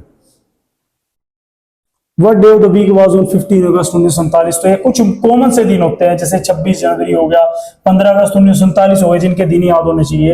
ये डायरेक्टली शुक्रवार को है और इसके कंसेप्ट में नहीं जाएंगे, क्योंकि कुछ दिन ऐसे होते हैं बेसिक से जो हर पेपर में पूछे जाते हैं, और जैसे कि मैंने अपने कई वीडियो में बताया भी है कि ये दिन याद कर लो, ये डायरेक्टली पूछा जाता है। ठीक है, नेक्स्ट आएगा what comes next in the pattern, जी आगे क्या आएगा इसी पैटर्न में, चेक करेंगे। हमारे पास क्वेश्चन नंबर 90, क्वेश्चन नंबर 90 क्या कह रहा है हमारे पास, 3 से 6 पर जाना है, कितना प्लस हुआ, 3 प्लस हुआ, 6 से 11 में 5 प्लस हो रहा है, 11 से 18 में 7 प्लस हुआ, 18 से 27 में 9 प्लस हो रहा है, 3 5 7 9, तो इसने क्या उठाया, ऑड नंबर उठाए हैं, विषम, तो अगला क्या प्लस होगा, 11 प्लस होगा, 7 और 1 8, 2 और 1 3, तो आंसर रहेगा ऑप्शन बी 38। ठीक है, तो हमारा जो इसका सेशन है, जो हमारा सेक्शन है हमारे पास, इसका रीजनिंग का, हिंदी का, इंग्लिश का और मैथ का, वो सारा कंप्लीट होता है। आशा करता हूं आपको समझ आया होगा, और कुछ क्वेश्चन इसमें गलत भी दिए गए हैं। ठीक है, तो चलते हैं अब नेक्स्ट सेक्शन की ओर। धन्यवाद। नमस्कार, मैं आपके सामने सॉल्व करने जा रही हूँ टीचिंग एप्टीट्यूड एंड एटीट्यूड वाला क्वेश्चन। क्वेश्चन नंबर 91 से स्टार्ट है हमारा टीचिंग एप्टीट्यूड का। तो 91 में हमारा NUEPA is mainly concerned with, NUEPA is mainly concerned with, ये किससे संबंधित है, तो इसका जो ऑप्शन हमें दिए हुए, option number A educational supervision, educational unity, educational evaluation and educational planning. तो इसका जो करेक्ट आंसर है हमारा option number D, educational planning. Question number 92 है the name of the Yashpal committee report 1993 is, Yashpal समिति की रिपोर्ट 1993 का नाम है। Option number A ICT in teacher education, option B है learning through broadcasting, option C है learning without burden, option number D है नन ऑफ द एबव। इसका जो करेक्ट आंसर है option number C, learning without burden. Next question है 93, what is the full form of PGI, यानी PGI की full form क्या है? Option number A performance growth index, option B है personality grading index, option number C है performance grading index and option D हमारा है population growth index. तो इसका जो करेक्ट ऑप्शन है हमारा performance grading index, option number C. Question number 94 है which of the following is true about year of establishment, यानी इनमें स्थापना वर्ष के बारे में निम्नलिखित में से कौन सा कथन सही है? तो स्टेटमेंट 1 हमारी दी है सर्व शिक्षा अभियान SSA 2001। सेकंड स्टेटमेंट है राष्ट्रीय माध्यमिक शिक्षा अभियान RMSA 2009, जिसको हम बोलते हैं रमसा 2009। थर्ड स्टेटमेंट है राष्ट्रीय उच्चतर शिक्षा अभियान रूसा 2013। फोर्थ जो ऑप्शन है समग्र शिक्षा 2015। तो इसमें जो है हमारा फर्स्ट स्टेटमेंट भी हमारी करेक्ट है, SSA हमारा 2001 में आता है।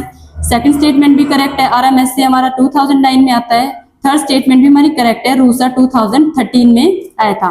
फोर्थ जो स्टेटमेंट है हमारी वो क्या है? इनकरेक्ट, क्योंकि समग्र शिक्षा जो है हमारा ये आया था 2018 में। ठीक है, तो करेक्ट जो ऑप्शन है हमारा आंसर जो आएगा हमारा option number D 1, 2 and 3। Next question है हमारा क्वेश्चन नंबर 95 में हमारा है क्वेश्चन है downward filtration theory is related to which educational commission.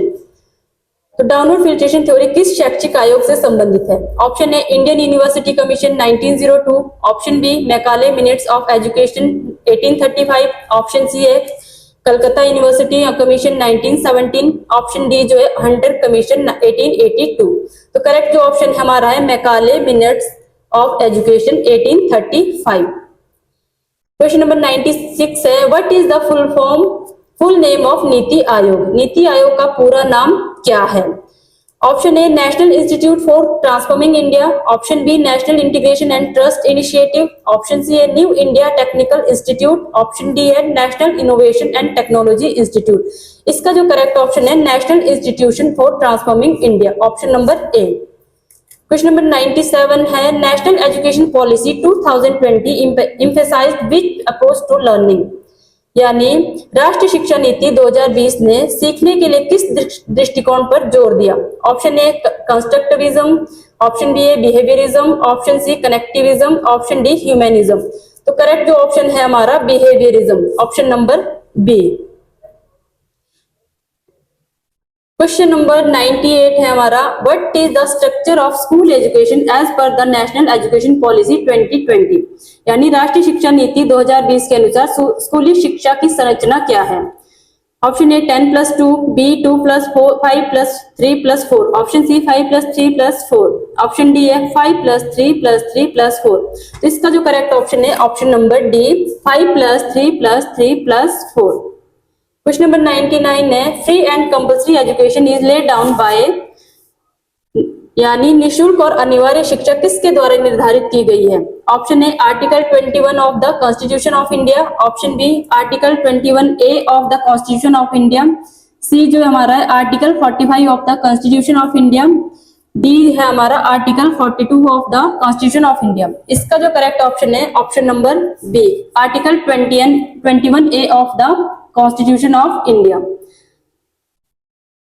Question number 100 है हमारा ECC स्टैंड्स फॉर, यानी ECC का पूरा नाम क्या है? Option number A early childhood care and education, option B elementary child care and education, option C enhance child cognitive education, option D हमारा है early curriculum for child enhancement. इसका जो करेक्ट ऑप्शन है आंसर है हमारा option number A early childhood care and education. Question number 101 है UGC was granted a statutory status by the government of India through an act of parliament इन, यानी UGC को संसद के एक अधिनियम के माध्यम से भारत सरकार द्वारा वैधानिक दर्जा दिया गया था। कब दिया गया था? नवंबर 1955, नवंबर 1956, नवंबर 1965, नवंबर 1975। इसका जो करेक्ट आंसर है हमारा option number B November 1956। Next है 102 which of the following is not recognized as a disability under the RPWD act 2016, यानी निम्नलिखित में से किसे RPWD यानी अधिनियम 2016 के तहत विकलांगता के रूप में मान्यता नहीं दी गई है, यानी नहीं दी है? Colour blindness, dyslexia, acid attack victim, speech and language disability. इसका करेक्ट आंसर जो है हमारा ऑप्शन नंबर ए, कलर ब्लाइंडनेस। नेक्स्ट क्वेश्चन है 103, which of these is not one of the 4 pillars of education?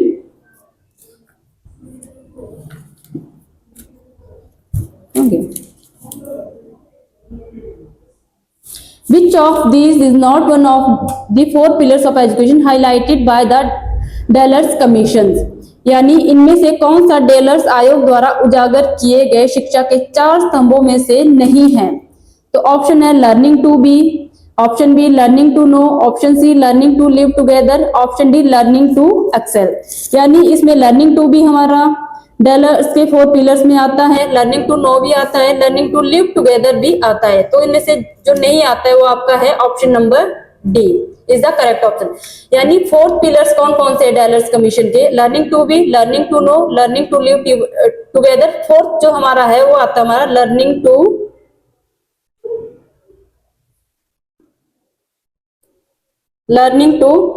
Do, learning to do. ठीक है। Next है 104, the first 3 universities in India Calcutta, Madras and Bombay were established which year? यानी भारत में पहले 3 विश्वविद्यालय कलकत्ता, मद्रास और बॉम्बे किस वर्ष में स्थापित किए गए? Option A 1881, 1857, 1885 and option D 1905। इसका करेक्ट ऑप्शन है option number B 1857। Next question है हमारा 105, यानी 105, in which state of India was the mid day meal scheme first implemented? यानी भारत के किस राज्य में मध्याह्न भोजन योजना पहली बार लागू की गई थी? आंध्र प्रदेश, उत्तर प्रदेश, तमिलनाडु, राजस्थान। तो इसका करेक्ट आंसर है हमारा तमिलनाडु। कब की गई थी? 1982 में। नेक्स्ट क्वेश्चन है 106, As per the Rights of Persons with Disability Act 2016, children with disabilities are entitled to free and compulsory education up to which age group? यानी दिव्यांगजन अधिकार अधिनियम 2016 के अनुसार दिव्यांग बच्चे किस आयु वर्ग तक मुफ्त और अनिवार्य शिक्षा के हकदार हैं? 6 to 14 years, 3 to 18 years, 6 to 18 years, 14 to 18 years। इसका जो करेक्ट आंसर है हमारा option number C 6 to 18 years। Next है 107, which is the first women's university in India? यानी भारत का पहला महिला विश्वविद्यालय कौन सा है? भगत फूल सिंह महिला विद्यालय, वंस्थली विद्यापीठ, असम महिला विश्वविद्यालय, SNDT महिला विश्वविद्यालय। तो इसका जो करेक्ट आंसर है हमारा option number D SNDT women's university, यानी श्रीमती नाथी बाई दामोदर ठक्कर से। यानी which of the first women university in India? SNDT, यानी श्रीमती नाथीबाई दामोदर ठक्कर से। नेक्स्ट है 108, when was the national adult education programme launched in India? Bharat में राष्ट्रीय प्रौढ़ शिक्षा कार्यक्रम कब शुरू किया गया? 1988, 1978, 1999, 1998 एंड 2008। इसका जो करेक्ट ऑप्शन है ऑप्शन बी 1978, यानी 2 अक्टूबर 1978 में क्या किया गया? National adult education programme launch किया गया था इंडिया में। नेक्स्ट है 109, when was the Wardha scheme for education introduced in India? Bharat में शिक्षा के लिए वर्धा योजना कब शुरू की गई थी? Option A 1944, option B 1939, option C 1937, option D 1931। इसका जो आंसर है ऑप्शन सी 1937। वर्धा स्कीम जो है गांधी जी के द्वारा दी गई थी। इसको न्यू तालीम भी कहा गया एंड बेसिक एजुकेशन भी इसी को कहा गया था। नेक्स्ट क्वेश्चन है हमारा 110, When was the Pandit Madan Mohan Malviya National Mission on Teachers and Teaching launched in India? Bharat में पंडित मदन मोहन मालवीय राष्ट्रीय शिक्षक और शिक्षण मिशन कब शुरू किया गया था? 2014, 2012, 2016 एंड 2018। इसका जो करेक्ट ऑप्शन है 2014, ऑप्शन नंबर ए। ये किया गया था हमारा दिसंबर 2014 में। नेक्स्ट क्वेश्चन है हमारा question number 111। If students are not taking an interest in the lesson then the teacher should, यानी यदि छात्र पाठ में रुचि नहीं ले रहे हैं तो शिक्षक को चाहिए, क्लास में अगर छात्र रुचि नहीं ले रहे हैं तो शिक्षक को क्या करना चाहिए? Tell the students that taking an interest in their studies would amount to their welfare, ask them why they are not taking an interest in the lesson. Option C, file a complaint with the principal in this context. Option D, himself finds out the causes for lack of interest and removes such causes। यानी इसमें क्या बोला गया, अगर छात्र classroom में interest नहीं ले रहा है तो शिक्षक को क्या करना चाहिए? छात्रों को बताए कि उनकी पढ़ाई में रुचि लेना उनके कल्याण के समान होगा? नहीं। उनसे पूछे कि वे पाठ में रुचि क्यों नहीं ले रहे हैं? नहीं। इस संदर्भ में प्रिंसिपल के पास शिकायत करें? ऐसा भी नहीं करना चाहिए। ऑप्शन डी है, खुद रुचि की कमी के कारणों का पता लगाना चाहिए और ऐसे कारणों को दूर करें। तो ऑप्शन डी जो हमारा करेक्ट आंसर आएगा। नेक्स्ट क्वेश्चन है हमारा 112। For students who ask questions in the class the teacher should, कक्षा में प्रश्न पूछने वाले छात्रों के लिए शिक्षक को चाहिए encourage to participate in the discussion in class, not encourage to continue asking questions। option C, advise to meet him after the class, encourage to search for answers independently।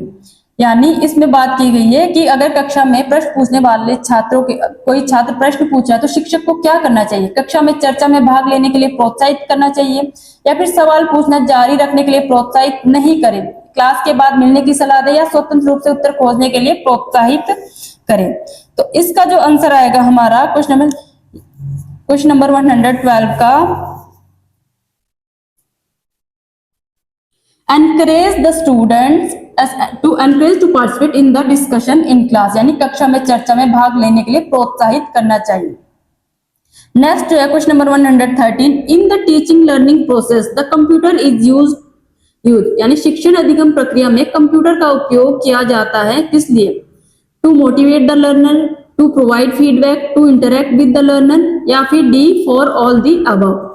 शिक्षण अधिगम प्रक्रिया में कंप्यूटर का उपयोग क्यों किया जाता है? शिक्षार्थी को प्रेरित करने के लिए, करेक्ट है, प्रतिपुष्टि देने के लिए, फीडबैक जरूरी है, शिक्षार्थी के साथ बातचीत करने के लिए, यानी इसका करेक्ट आंसर हो जाएगा हमारा option number D for all the above.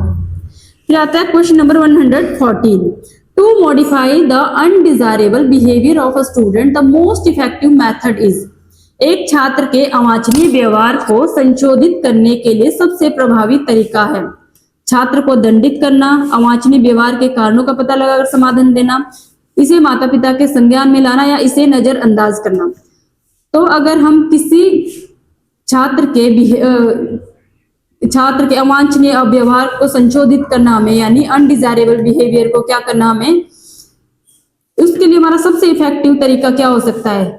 अवांछनीय व्यवहारों के कारणों का पता लगाकर समाधान दे, यानी option B is the correct answer to find out the reasons for the undesirable behaviour and provide remedies.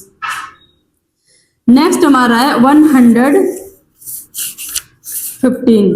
इसमें जो है why is the use of different method useful in teaching, शिक्षण में विभिन्न विधियों का उपयोग क्यों उपयोगी है? Option number A, in order to make teaching suitable for all learners, सभी शिक्षार्थियों के लिए शिक्षण को उपयुक्त बनाने के लिए। Option B, in order to make teaching more interesting, शिक्षण को और अधिक रोचक बनाने के लिए। Option C, to attract the attention of students, छात्रों का ध्यान आकर्षित करने के लिए, यानी शिक्षण में विभिन्न विधियों का उपयोग क्यों उपयोगी है? इसमें हमारा आंसर आ जाएगा all of the above. Question number 116 है, to understand the complete personalities of his students the teacher, अपने छात्रों के संपूर्ण व्यक्तित्व को समझने के लिए शिक्षक को must maintain friendly relations with them, उनके साथ मैत्रीपूर्ण संबंध बनाए रखने चाहिए, या फिर शिक्षा के अपने ज्ञान का उपयोग करना होगा, बाल मनोविज्ञान का ज्ञान होना चाहिए, या फिर डी जो हमारा केवल छात्रों के माता पिता अभिभावकों से मिलते रहना और संवाद करते रहना चाहिए। ये तो नहीं हो सकता हमारा। तो इसमें से करेक्ट ऑप्शन हमारा आएगा must have knowledge of child psychology. इसके लिए क्या होना चाहिए, हमारे संपूर्ण व्यक्तित्व को समझने के लिए शिक्षक को बाल मनोविज्ञान का ज्ञान होना चाहिए। तो C is the correct answer. Next है 117। A true teacher is the one who has knowledge of his। True teacher कौन सा होगा, हमारा एक सच्चा शिक्षक वही है जिसे किसका ज्ञान हो, सब्जेक्ट का ज्ञान हो, सोसाइटी का ज्ञान हो, स्टूडेंट्स का ज्ञान हो। यानी उसको क्या होना चाहिए, सब्जेक्ट की भी नॉलेज होनी चाहिए, सोसाइटी की होनी चाहिए, स्टूडेंट्स की, वही तुम्हारा एक ट्रू टीचर होता है। तो इसका जो हमारा करेक्ट ऑप्शन आएगा option number D, all of the above. Next question हमारा 118। Which of the following classroom practices is the most inclusive? यानी निम्नलिखित में कौन सा कक्षा की प्रथा सबसे अधिक समावेशी है, यानी समावेशी शिक्षा में कौन सा सबसे मोस्ट होगा। इसमें ऑप्शन है using only written exam for evaluation, यानी मूल्यांकन के लिए केवल लिखित परीक्षा का उपयोग करना। ऐसा नहीं हो सकता कि हम केवल लिखित परीक्षा का उपयोग करें, ठीक है, इंक्लूसिव में। नेक्स्ट है B allowing flexible seating arrangement and multiple forms of expression, यानी लचीली बैठने की व्यवस्था और अभिव्यक्ति के विभिन्न रूपों की अनुमति देना चाहिए। ये हमारा करेक्ट है। नेक्स्ट है हमारा C using a fixed seating plan, यानी एक निश्चित बैठने की योजना का उपयोग करें, नहीं। Option D avoiding technology for special children, विशेष बच्चों के लिए तकनीकी का उपयोग ना करना, ये भी गलत होगा। ऐसा क्यों करेंगे हम, जो स्पेशल चाइल्ड होगा उसको भी तो टेक्नोलॉजी का उपयोग करना चाहिए उसके लिए भी। तो इसका जो करेक्ट ऑप्शन हमारा होगा allowing flexible seating arrangement and multiple forms of expression, option number B. Next है हमारा 119। इस during group work a child with disability is being left out by peers, what should you do? यानी समूह कार्य के दौरान एक विकलांग छात्र को साथी छात्रों द्वारा बाहर रखा जा रहा है, आपको क्या करना चाहिए? Ignore him and ask other student to just focus on their ask, क्या उसे नजरअंदाज करें और अन्य छात्रों से केवल अपने कार्य पर ध्यान केंद्रित करने को कहें? नहीं। Replace the child with another students, उस छात्र को दूसरे छात्र से बदल दे, नहीं। Guide the group to include and support every member, यानी समूह को मार्गदर्शन दे ताकि वे प्रत्येक सदस्य को शामिल करे और समर्थन करे। नेक्स्ट हमारा है option number D give the child individual work, बच्चे को व्यक्तिगत कार्य दे, नहीं। तो करेक्ट जो हमारा आंसर होगा option C guide the group to include and support every member.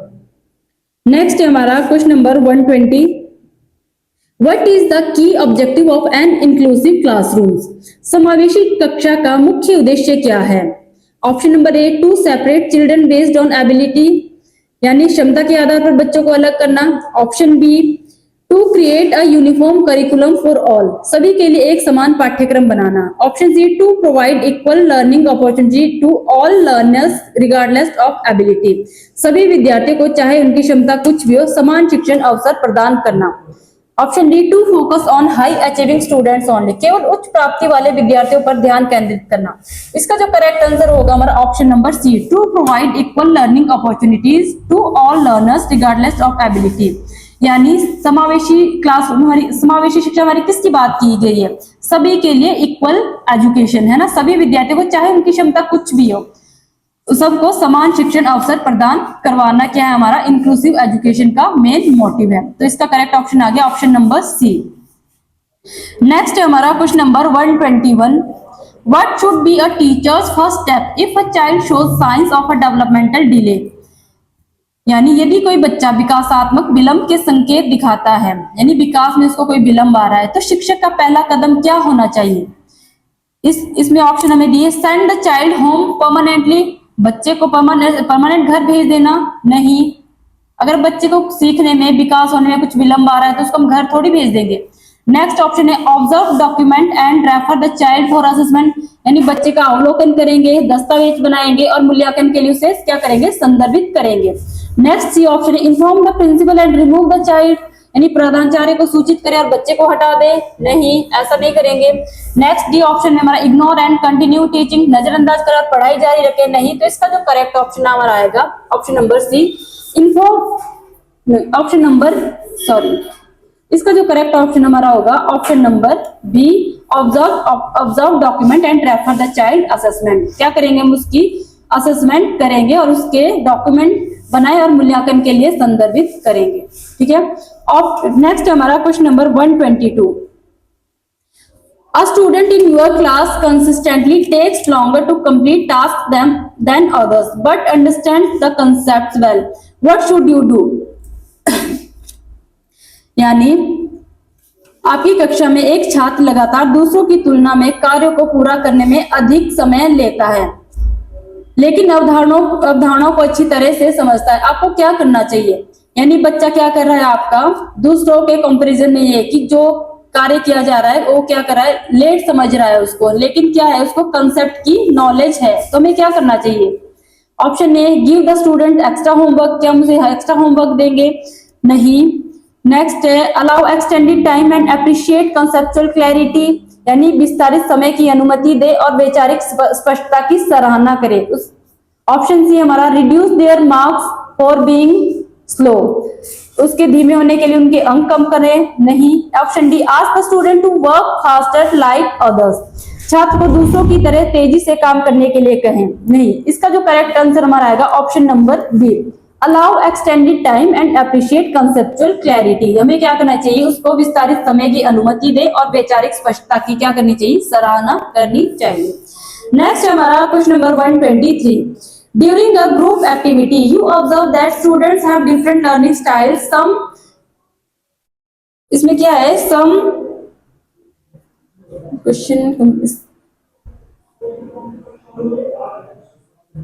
some prefer visuals, others verbal explanation. What should you do? यानी during a group activity, you observe that students have different learning styles. Some prefer visuals, others verbal explanation. What should you do? एक समूह गतिविधि के दौरान आप देखते हैं कि छात्रों की अलग अलग सीखने की शैली है ना। कुछ दृश्य पसंद करते हैं, कोई अन्य मौखिक स्पष्टीकरण है। आपको क्या करना चाहिए? आइडेंटिफाई, ऑप्शन नंबर ए जो हमारा, identify the learning styles of students and use multiple methods to teach them. Option B, ask all student to learn the way the teacher teaching them, यानी सभी छात्रों को शिक्षक द्वारा उन्हें पढ़ाने के तरीके को सीखने के लिए। ऑप्शन सी है, separate student based on learning style, यानी सीखने की शैली के आधार पर छात्रों को अलग करें। अलग करने की तो बात ही नहीं करते हम, यानी ग्रुप एक्टिविटी में सबको एक साथ रखने की बात करते हैं हम, ताकि सब बच्चे एक साथ सीख सकें और ग्रुप में आपसी सहयोग करें। ऑप्शन डी है, ignore these differences and follow the lesson plan strictly, इन अंतरों को अनदेखा करे और पाठ योजना का सख्ती से पालन करे। इनकरेक्ट। तो इसका जो सही आंसर आएगा हमारा option number A, identify the learning styles of students and use multiple method to teach them, छात्रों की सीखने की शैलियों को पहचानना है और उन्हें पढ़ाने के लिए कई तरीकों का उपयोग करें। नेक्स्ट है question number 124। A student in your class struggles academically but excels in art and storytelling. How should you respond as a teacher? यानी आपकी कक्षा में एक विद्यार्थी शैक्षिक दृष्टिकोण से संघर्ष करता है, लेकिन कला और कहानी कहने में उत्कृष्ट है। एक शिक्षक के रूप में आपको कैसे प्रतिक्रिया करनी चाहिए? Option A, teach them the importance of academic while taking talent aside, यानी उन्हें शैक्षणिक महत्व सिखाएं जबकि प्रतिभा को अलग रखें। ऑप्शन बी है, treat the student like other with no special attention, यानी छात्र को अन्य छात्रों की तरह कोई विशेष ध्यान दिए बिना देखे। ऑप्शन सी है, encourage them to excel in their interest area without. Option D, recognise and appreciate the students strength and encourage them alongside academic support. इसका जो करेक्ट आंसर आएगा हमारा ऑप्शन नंबर डी, यानी recognise and appreciate the students strength and encourage them alongside academic support. उन्हें क्या करना चाहिए? छात्र की ताकत को पहचाने, सराहें और शैक्षिक समर्थन के साथ उन्हें प्रोत्साहित करें। नेक्स्ट हमारा है question number 125। You are appointed as the teacher of a certain class.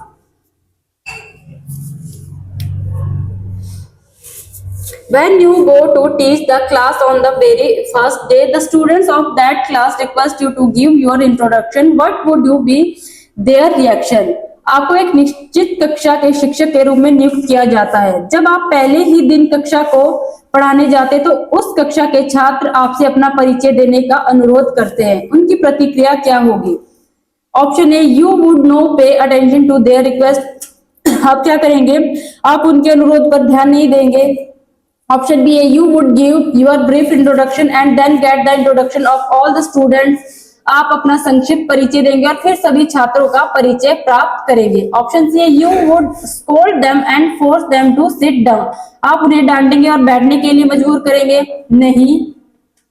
अब बच्चा आपसे क्या कर रहा है? इंट्रोडक्शन ही तो पूछ रहा है, तो आपको क्या करना है? जब फर्स्ट आपको न्यूली कहीं अपॉइंट किया जाता है तो हम सबसे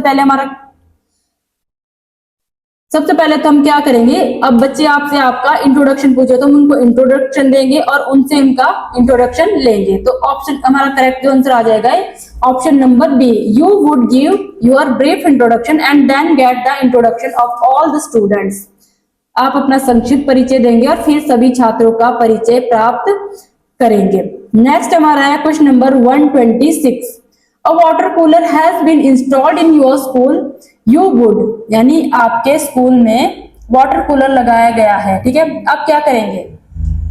option A, order a student to deliver a glass of water for you in the staff room. आप स्टूडेंट को ऑर्डर देंगे कि आपके लिए स्टाफ रूम में एक गिलास पानी दे। Second, wait for some time and when the crowd of student thins you would go to the cooler to take water. यानी ऑप्शन बी में क्या है? कुछ देर इंतजार करें और जब छात्रों की भीड़ कम हो जाए तो आप पानी लेने के लिए कूलर पर चले जाएं। ऑप्शन सी है, ignore the queue of children near the cooler and fill up your glass from it by moving to the front of the queue. यानी कूलर के पास बच्चों की कतार को अनदेखा करें और कतार में सबसे आगे जाकर उसमें से अपना ग्लास भरें। ऐसा करोगे आप? अगर कोई लाइन लगी है पानी भरने के लिए तो उनको साइड में करके आप सबसे आगे जाके पानी भर लोगे? नहीं। ये एक नेक्स्ट जो है हमारा option number D, stands along with other students in the Q and starts pushing and punching them. यानी कतार में छात्रों के साथ खड़ा हो जाता है और उन्हें धक्का देना और घूसे मारना शुरू करता है? नहीं। हमें क्या करना है? अगर वाटर कूलर के पास भीड़ लगी तो हम क्या करेंगे? वेट करेंगे। जैसे लाइन कम हो जाए सब पानी भर लेंगे, उसके बाद क्या करेंगे? और वाटर कूलर पर जाके अपना पानी भर लेंगे। यानी ऑप्शन नंबर बी जो हमारा करेक्ट आंसर हो जाएगा। Wait for some time and when the crowd of student thins you would go to the cooler to take water. Next है हमारा question number 127। In a classroom where students are encouraged to think critically and engage in the deep discussion, the teacher is most likely to. एक कक्षा में जहां छात्रों को गंभीर रूप से सोचने और गहरी चर्चा में संलग्न होने के लिए प्रोत्साहित किया जाता है, शिक्षक क्या करता है? Ask open ended question that promote inquiry and exploration. यानी कक्षा में कुछ छात्र होते हैं जहां जो क्या करते हैं? क्लासरूम में students are encouraged to think critically, जो क्रिटिकली थिंक रहे, गंभीर रूप से सोचने और गहरी चर्चा में संलग्न होने के लिए प्रोत्साहित किया जाता है। तो क्या करता है शिक्षक उसके लिए? Ask open ended question that promote inquiry and exploration. Second हमारा है, give students a fixed list of facts to memorise.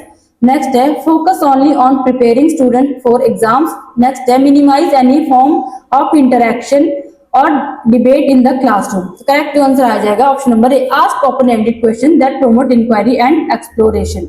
यानी ओपन एंडेड क्वेश्चन पूछेंगे जिससे पूछताछ और अन्वेषण को क्या मिलता है? बढ़ावा मिलता है। नेक्स्ट हमारा है question number 128। Which activity best supports a learning environment where students are encouraged to ask question and explore ideas. यानी कौन सी गतिविधि सीखने के माहौल का सबसे अच्छा समर्थन करती है जहां छात्रों को प्रश्न पूछने और विचारों का पता लगाने के लिए प्रोत्साहित किया जाता है? तो इसमें हमारा ऑप्शन क्या है? Completing worksheets individually without group interaction. ऐसा तो विदाउट ग्रुप इंटरेक्शन तो हमारा क्या हो जाएगा? आप यहाँ पे स्टूडेंट्स को एनकरेज नहीं कर पाओगे आप। And questions and explore ideas नहीं करोगे, क्योंकि ग्रुप इंटरेक्शन होगी तभी तो आइडियाज क्या होंगे? एक्सप्लोर होंगे। आइडियाज हमारे क्या होंगे? इधर उधर कम्युनिकेट होंगे ना, एक्सचेंज होंगे, तभी तो क्या बोलते हैं? आइडियाज एक्सप्लोर हो पाएंगे। तो ऑप्शन नंबर ए तो हमारा क्या हो जाएगा? Incorrect. Option B, listening to a teachers lecture without interaction और क्वेश्चन। यानी बिना किसी बातचीत या प्रश्न के शिक्षक के व्याख्यान को सुनना। नहीं। Option C, working in small groups to solve a real world problem and share I finding. यानी आप क्या करोगे? वर्किंग स्मॉल ग्रुप में वर्क करोगे, वास्तविक दुनिया की समस्या को हल करने और निष्कर्षों को साझा करने के लिए छोटे समूह में काम करना। तो करेक्ट ऑप्शन हमारा क्या हो जाएगा? Option number C, working in small group to solve a real world problem and share a finding. D भी देख लेते क्या दिया है, memorising definitions and facts for an upcoming exam, आगामी परीक्षा के लिए परिभाषा और तथ्य को याद रखना। नहीं, ये तो नहीं हो सकता है ना, मेमोराइजेशन एंड रोट लर्निंग पे तो हमारा फोकस ही नहीं है।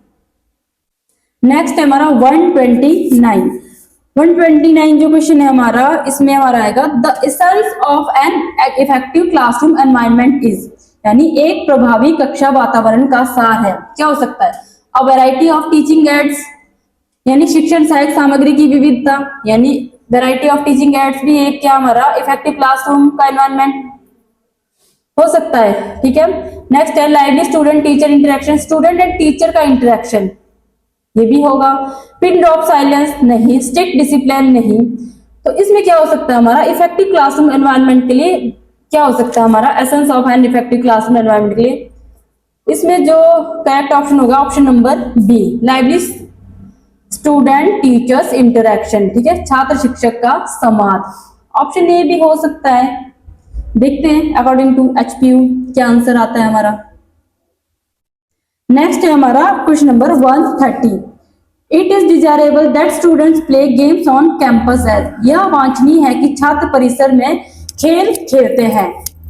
ठीक है, यानी it makes them physically fit. अगर आप क्या बोलते हैं कैंपस में आप क्या प्ले कैंपस में क्या खेल रहे हो, गेम्स खेल रहे हो, तो इसमें क्या होता है it makes them physically fit, ये उन्हें शारीरिक रूप से फिट बनाता है।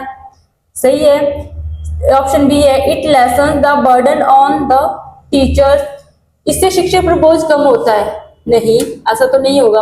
It develops cooperation and physical balance, यह सहयोग और शारीरिक संतुलन विकसित करता है। सही है, तो इसका जो करेक्ट ऑप्शन हो जाएगा option number A and C, यानी option number D, both A and C is the correct answer. Next हमारा question number 131, the most significant approach to evaluation is, मूल्यांकन के लिए सबसे महत्वपूर्ण दृष्टिकोण है। क्या है हमारा मूल्यांकन के लिए? Option A conducting objective term end examination, यानी क्या बोलते हैं सबसे इफेक्टिव बोला है most significant approach to evaluation, वस्तुनिष्ठ टर्म एंड परीक्षा आयोजित करना। नहीं, option B maintaining cumulative records of students, option C continuous and comprehensive evaluation, D semester system evaluation. तो मोस्ट सिग्निफिकेंट अप्रोच जो हमारी इवैल्यूएशन की वो हमारी CCE, यानी कॉन्टिन्यूअस एंड कॉम्प्रिहेंसिव इवैल्यूएशन, सतत और व्यापक मूल्यांकन। नेक्स्ट है हमारा 132, if students are not taking an interest in your teaching then you will, यानी यदि छात्र आपके शिक्षण में रुचि नहीं ले रहे हैं तो। ऑप्शन ए इग्नोर देम, आप उन पर ध्यान न दें। Option B review the teaching method, शिक्षण पद्धति की समीक्षा करें। Option C leave the class, कक्षा छोड़ दो। Option D ask them to pay attention, उन्हें ध्यान देने के लिए कहें। इसका जो करेक्ट ऑप्शन आंसर होगा हमारा, अगर स्टूडेंट ध्यान नहीं दे रहा है क्लास में तो आप क्या कर सकते हो, रिव्यू द टीचिंग मेथड, यानी आप अपने टीचिंग मेथड को क्या कर सकते हो, रिव्यू कर सकते हो, है ना, ताकि वो उनका ध्यान क्लास में हो। नेक्स्ट है हमारा question number 133, if a teacher is not able to answer the question raised by a student in the classroom, he क्या होगा इसमें, कट है ये, ही शुड उसको क्या करना चाहिए, अगर यदि कोई शिक्षक कक्षा में किसी छात्र द्वारा उठाए गए प्रश्न का उत्तर देने में सक्षम नहीं है तो उसे क्या करना चाहिए, क्या कहे वो। मान लो आपसे किसी ने क्लासरूम में, आप टीचर हो, क्लासरूम में किसी ने क्वेश्चन कर लिया, ठीक है, तो आप उस स्टूडेंट को क्या बोलोगे, उसके क्वेश्चन का आंसर करोगे। अगर आपको नहीं पता है तो क्या करोगे, ऑप्शन ए हमें दिया, say that he will answer after consultation, वह परामर्श के बाद उत्तर दे। या फिर क्या हो सकता है, रिव्यू द स्टूडेंट्स, यानी छात्र को डांट लगाएं। C try to manipulate the students, छात्रों को बहकाने की कोशिश करे। D feel shy of his ignorance, यानी उसकी अज्ञानता पर शर्म महसूस करे। तो इसका जो करेक्ट आंसर हमारा होगा option number A, say that he will answer after consultation, है ना, क्या करना चाहिए टीचर को, वो पहले कंसल्टेंट कर ले कि इसका करेक्ट आंसर क्या होगा, उसके बाद उसको क्या है, उसको आंसर करें। ठीक है, नेक्स्ट हमारा है क्वेश्चन नंबर 134 में a heavy emphasis on measurable outcomes leads, यानी मापनीय अधिगम प्रतिफल पर जोर देने से निम्न होता है, यानी इसमें मेजरेबल आउटकम्स की बात की गई है। ठीक है, अ heavy emphasis on measurable outcomes, rote learning, ये रोट लर्निंग होगा, इसमें मेमोराइजेशन होगा, यानी इसका करेक्ट आंसर होगा आपका बोथ ए एंड बी। ठीक है, नेक्स्ट है हमारा question number 135, which of the following is not related to teaching skills, निम्नलिखित में से कौन शिक्षण कौशल से संबंधित नहीं है, इनमें से टीचिंग स्किल्स का में से कौन रिलेटेड नहीं है। ब्लैक बोर्ड राइटिंग, ये टीचिंग स्किल का पार्ट है।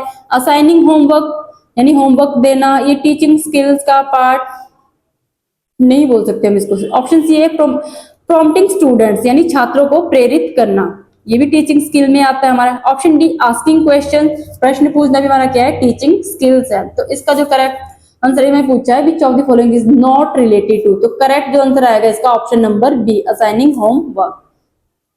नेक्स्ट है क्वेश्चन नंबर 136, इसमें maximum participation of students is possible in teaching through, यानी निम्नलिखित के माध्यम से शिक्षण में छात्रों की अधिकतम भागीदारी संभव है। Option A discussion, option B lecture method, option C text book method, audio visual aids, यानी हमारी मैक्सिमम पार्टिसिपेशन ऑफ स्टूडेंट्स की पार्टिसिपेशन कब होती है, जब हमारा क्या होगा, टीचिंग क्या होगी, डिस्कशन, क्या होगा हमारा डिस्कशन मेथड जो होगा उसमें क्या होगी, स्टूडेंट्स की पार्टिसिपेशन अधिक होगी। ठीक है, नेक्स्ट हमारा question number 137, which practice is least effective in aligning teaching with curriculum standards, यानी पाठ्यक्रम मानकों के साथ शिक्षण को संरेखित करने में कौन सा अभ्यास सबसे कम प्रभावी है, यानी लीस्ट की बात की, least effective aligning teaching with curriculum standards.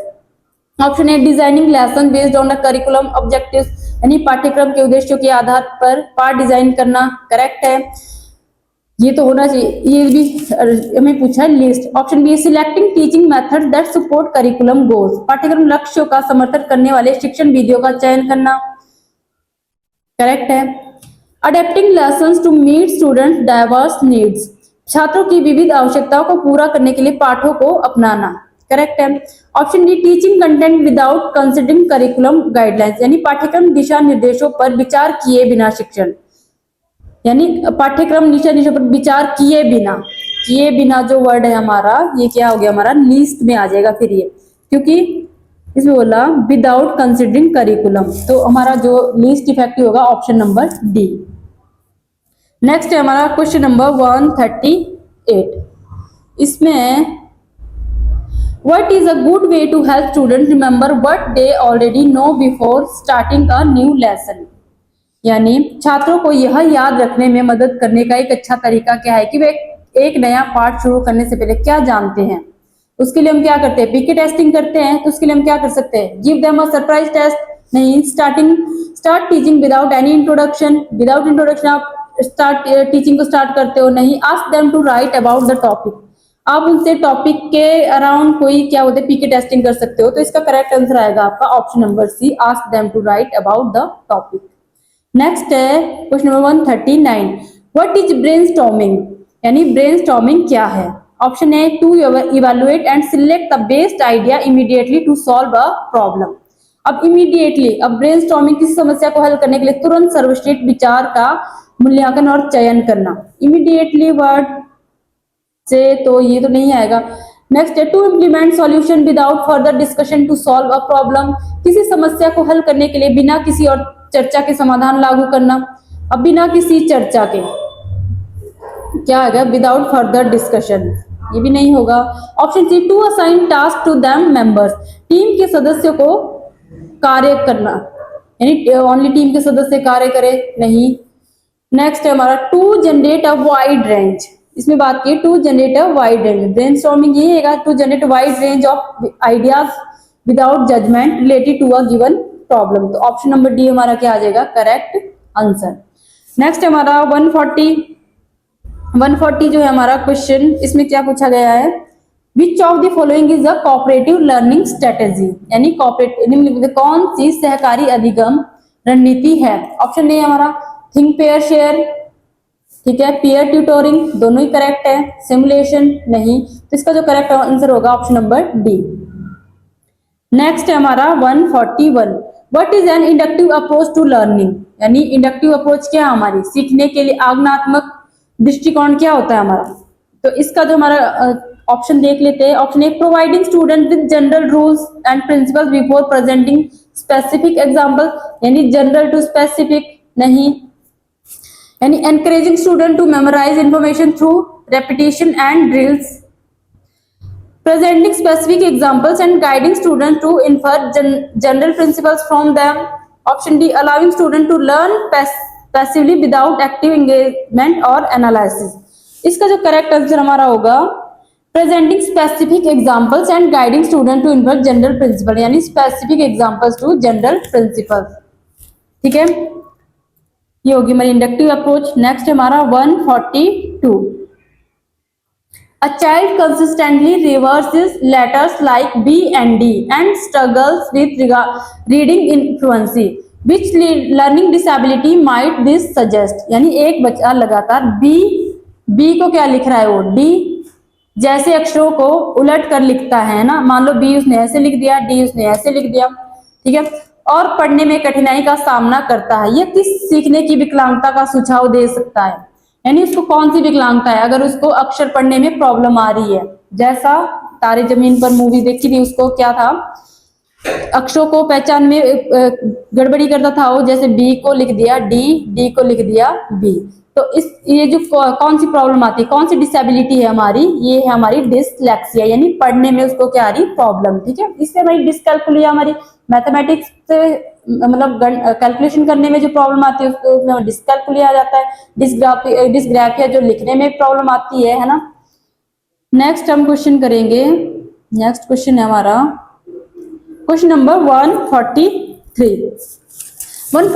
optimizing access to tools and assistive technologies in the classroom will help in the inclusion of, इसमें क्या आएगा आपका, ऑप्शन नंबर 1 दिया students with loss of vision, option B है students with attention deficit hyperactive disorder, option 3 दिया है नहीं, third statement student with cerebral palsy, fourth है student with extraordinary talent, यानी कक्षा में उपकरणों और सहायक तकनीकों तक पहुंच का अनुकूलन निम्नलिखित को शामिल करने में मदद करेगा। यानी दृष्टि की हानि वाले छात्र हो सकते हैं, इसमें attention deficit hyperactive disorder वाले छात्र हो सकते हैं, या फिर जिनको मस्तिष्क अंगघात से पीड़ित छात्र हो सकते हैं, असाधारण प्रतिभा वाले छात्र हो सकते हैं। तो इसमें हमारा क्या आएगा, all of this, option number D जो हमारा करेक्ट आंसर आएगा। नेक्स्ट है question number 144, which of the following assistive tools help students with hearing impairment to better understand spoken words in the classroom, यानी निम्नलिखित में से कौन सा सहायक उपकरण श्रवण बाधित छात्रों को कक्षा में बोले गए शब्दों को बेहतर ढंग से समझने में मदद करता है। यानी जो हियरिंग इम्पेयरमेंट है, जिनको सुनने में प्रॉब्लम होती है, उन छात्रों के लिए क्लास में बेहतर ढंग से समझने में क्या मदद कर सकता है। Option A hearing aids, option B text to speech software, option C speech to text software, option D है मैग्नीफायर। तो इसका जो करेक्ट आंसर होगा option number C speech to text software, sorry speech to text software, ठीक है। Next है हमारा question number 145, जिसमें which of the following methods give an opportunity for social emotional learning of students, यानी निम्नलिखित में से कौन सी विधि छात्रों के सामाजिक भावनात्मक सीखने का अवसर देती है। Lecture, brainstorming, group learning, individualized educational plans, यानी social emotional learning of students क्या आ जाएगा इसका, समूह में सीखना यानी group learning. Option number C is the correct answer. Next है हमारा 146, how does the role play method in the classroom help students learn, कक्षा में रोल प्ले विधि छात्रों को सीखने में मदद करती है। Option A it help students memorize facts more quickly, option B it makes the learning process structure and systematic with students active participation, option C it limits students opportunities to interact with each other. Option D, it encourages students to empathetically understand phenomena and promote social and emotional learning. यानी कक्षा में role play विधि छात्रों को सीखने में मदद करती है। क्या ऑप्शन, इसका करेक्ट जो आंसर आएगा option number D, it encourage students to empathetically understand phenomena and promote social and emotional learning. यह छात्रों को सहानुभूतिपूर्वक घटनाओं को समझने के लिए प्रोत्साहित करता है और सामाजिक और भावनात्मक सीखने को बढ़ावा देता है। नेक्स्ट है हमारा question number 147। Why should teachers use real life examples and context in lessons? यानी शिक्षकों को पाठों में वास्तविक जीवन के उदाहरणों और संदर्भों का उपयोग क्यों करना चाहिए? To avoid discussion and save time, यानी रियल लाइफ एग्जाम्पल आप क्या डिस्कशन को अवॉइड करने के लिए करोगे? नहीं। Because the text book asked to do, क्योंकि पाठ्यपुस्तक ने ऐसा करने के लिए कहा था? नहीं। Option C, to help students relate concept to their surroundings and experiences, छात्रों को अवधारणाओं को उनके परिवेश और अनुभवों से संबंधित करने में मदद करना। तो करेक्ट जो आंसर हो जाएगा हमारा option C is the correct answer. D में दिया to maintain silence and discipline, नहीं, साइलेंस तो मेंटेन क्यों करना। नेक्स्ट है हमारा question number 148। The characteristics in a person such as frequent anxiety, emotional instability and mood swings are known as, किसी व्यक्ति में लगातार क्या हो रहा है? एंजाइटी है, उसको चिंता, इमोशनल इंस्टेबिलिटी है यानी भावनात्मक अस्थिरता, या फिर उसको मूड स्विंग्स होते हैं। ठीक है, तो उसके लिए उसको क्या बोलते हैं हम? किसी व्यक्ति में लगातार चिंता, भावनात्मक अस्थिरता और मिजाज जैसी विशेषताओं किस रूप में जाना जाता है? Option A extroversion, option B consciousness, option C neuroticism. हमारा करेक्ट आंसर आएगा न्यूरोटिसिज्म। ठीक है, option number C neuroticism. Next हमारा question number 149। Arrange the following steps to conduct a lesson in the correct order, यानी पाठ को सही क्रम में संचालित करने के लिए निम्नलिखित चरणों की व्यवस्था करें। तो इसमें जो हमारा सबसे पहले हम जो पाठ योजना जो बनाते हैं लेसन, तो इसमें सबसे पहले हमारा आएगा इंट्रोड्यूस द टॉपिक। ठीक है, सेकंड हमारा आएगा ask question to check previous understanding. ठीक है, थर्ड हमारा आएगा एक्सप्लेन द कंसेप्ट, फोर्थ हमारा आ जाएगा प्रोवाइडिंग एग्जांपल्स, फिफ्थ आ जाएगा समराइजिंग द लेसन। तो करेक्ट आ जाएगा हमारा 1, 4 यानी option number C is the correct answer. अब हमारा लास्ट जो क्वेश्चन है 150। During the course of class teaching the teacher should take his students from, कक्षा के शिक्षण के दौरान शिक्षक को अपने छात्रों को निम्नलिखित में से किस दिशा में ले जाना चाहिए? यानी known to unknown, known to known, unknown to known, unknown to unknown. तो क्या करता है एक टीचर शिक्षण के दौरान शिक्षक को क्या करना चाहिए अपने छात्रों के लिए? वो क्या करता है? नॉन टू अननोन लेके जाता है, यानी ज्ञात से अज्ञात की ओर। यानी ये था हमारा लास्ट क्वेश्चन 150 क्वेश्चन का आंसर। इसी तरह हमने टीचिंग एप्टीट्यूड के सारे जो है कितने 60 क्वेश्चन जो आए थे सॉल्व किए, और बाकी बीएड का सारा जो पेपर आपको सॉल्व किया हमने। तो थैंक यू। आप सभी का धन्यवाद वीडियो देखने के लिए, और आशा करता हूं आप सभी को समझ आया होगा। और आगे भी इसी प्रकार की वीडियो देखने के लिए हमारे चैनल को लाइक करें, सब्सक्राइब करें और फॉलो करें, और बेल आइकन जरूर दबाएं। धन्यवाद।